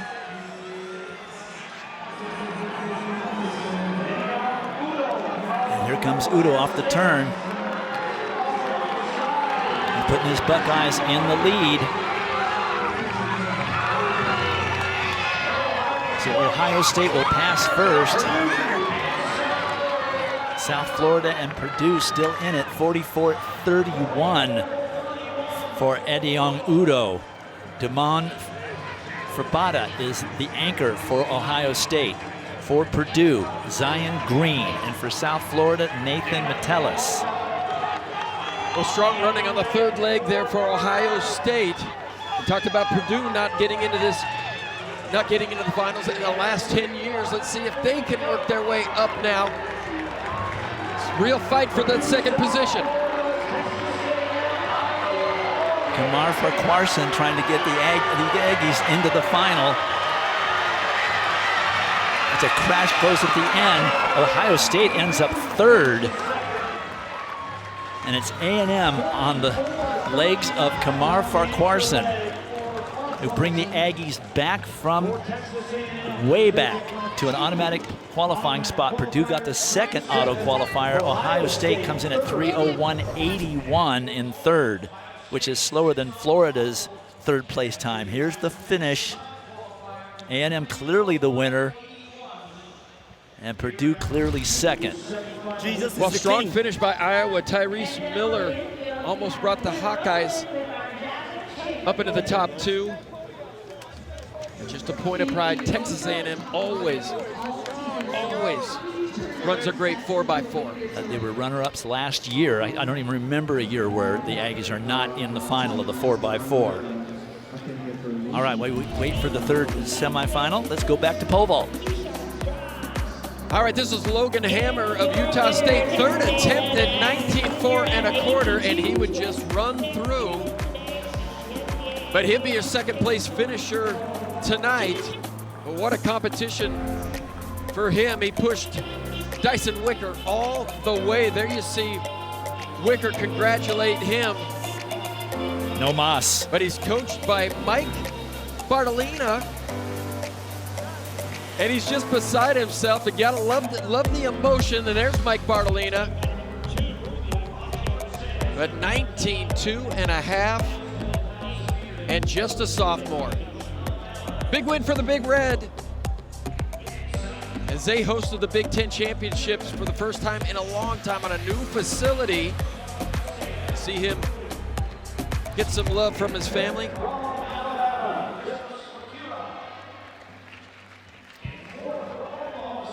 But congratulations to Dyson Wicker and the Nebraska Cornhuskers on a national title.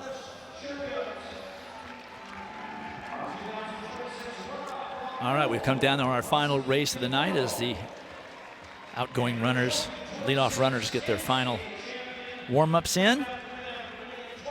The bubble has moved down to 3:01.81, which is the Ohio State Buckeyes.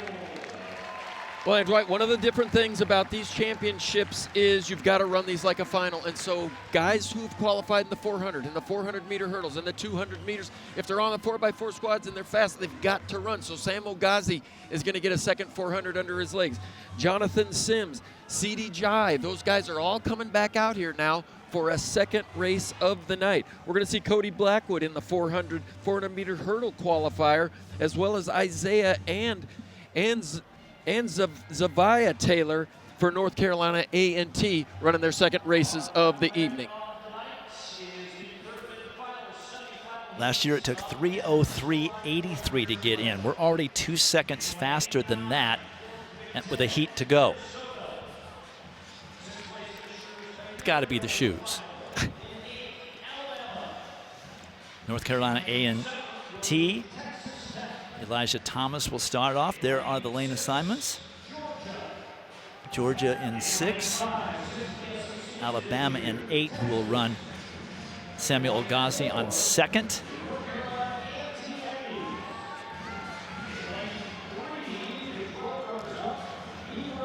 Coming up next, right after we conclude here in Eugene, NFL Live. Stay tuned for that.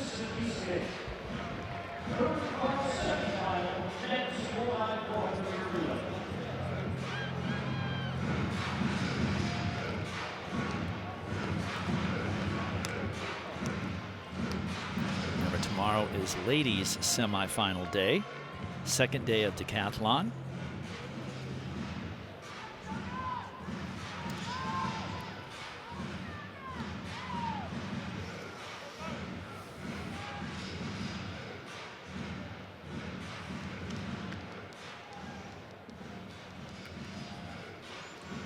We're ready to run. Everybody in place.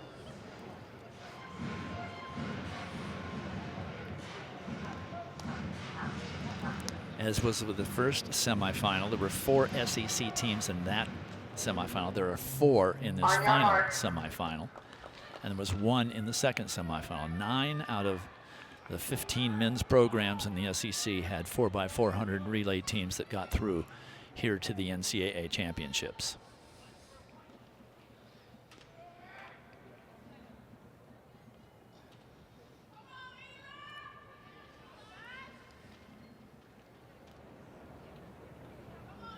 Got a chance to see the Taylor twins there for North Carolina A&T. They'll run second and fourth.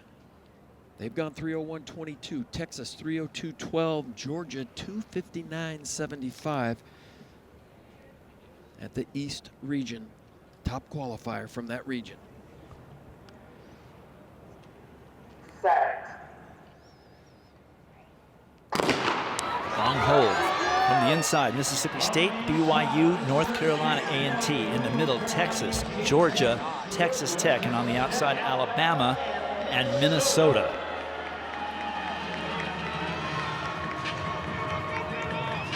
Zy Ricks for Georgia on leadoff. Elijah Thomas for North Carolina A&T. And for Georgia, like I said, Zy Ricks. Well, he's gone 45-43 this season. Good 400-meter hurdler, Zy Ricks. Looks like Georgia might have a little bit of a lead here. Texas not far behind. Whaley Batili for Texas, the junior, goes for the Longhorns, handing to Cody Blackwood. North Carolina A&T and Georgia handing off first.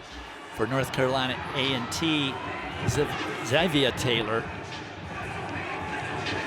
Mississippi State, that's Malachi Burton, and they just snuck into that pole position from the inside.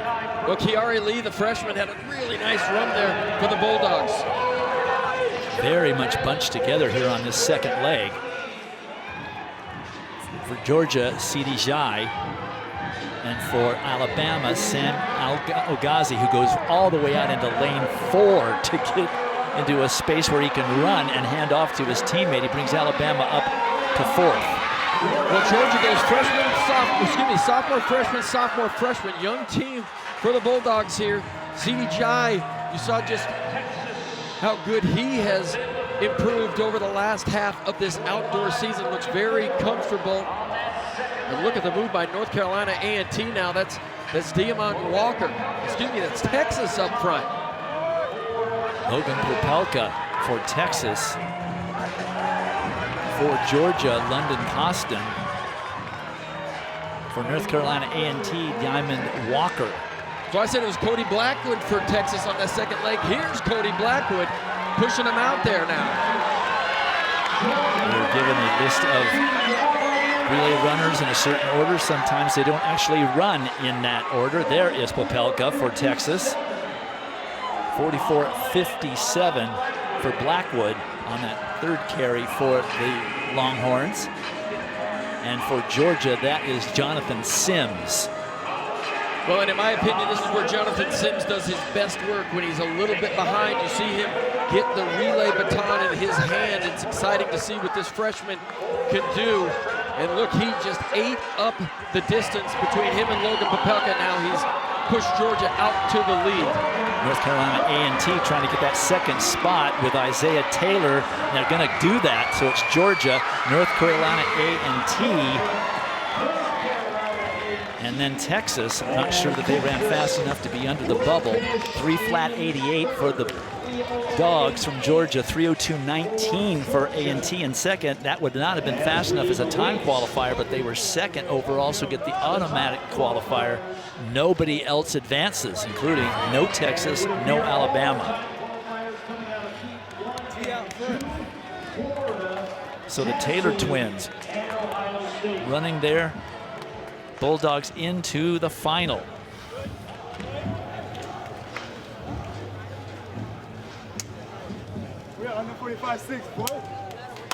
There are your advancers to final. 3 flat 54, the fastest time run. Ohio State ends up as the bubble team. They got through the 8th, or the 9th, I should say, fastest time. 5 teams from the SEC, 2 teams from the Big Ten, and then a Coastal Athletic Conference team there from North Carolina A&T. So let's take a look at the standings. We did have field event finals as well as that 10,000 final. So Nebraska killing it on the first day, thanks in large part to the victory in the pole vault. Oregon in second with Kansas State just 2 back in third. Then you can see the rest of them with a lot. There's still 11 event finals to do on Friday, but there are the standings after 6 events.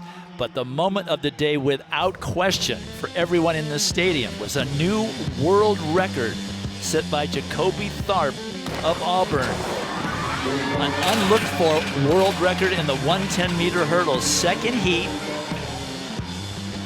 Kendrick Smallwood had just run a 13:02, and Tharp went for it, and he got it all. Broke the world record by 5/100ths of a second, a record that is held for 14 years. First time a world record set at this meet in 50 years.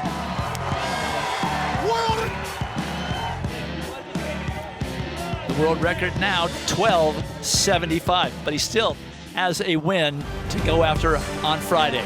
That'll conclude day 1 of 4 from the NCAA Outdoor Track and Field Championships. Field event streaming begins on ESPN Plus at 1:45 p.m. Eastern with day 2 of the decathlon. They join us later at 8 p.m. Eastern on ESPN2 when the women begin their preliminary rounds. For Laura Overton, Dan O'Brien, John Anderson, and our great statistician Tom Lewis, I'm Dwight Stones. Good night from Eugene, Oregon. All games airing on ESPN networks are streaming live and archived on the ESPN app. This has been a presentation of ESPN.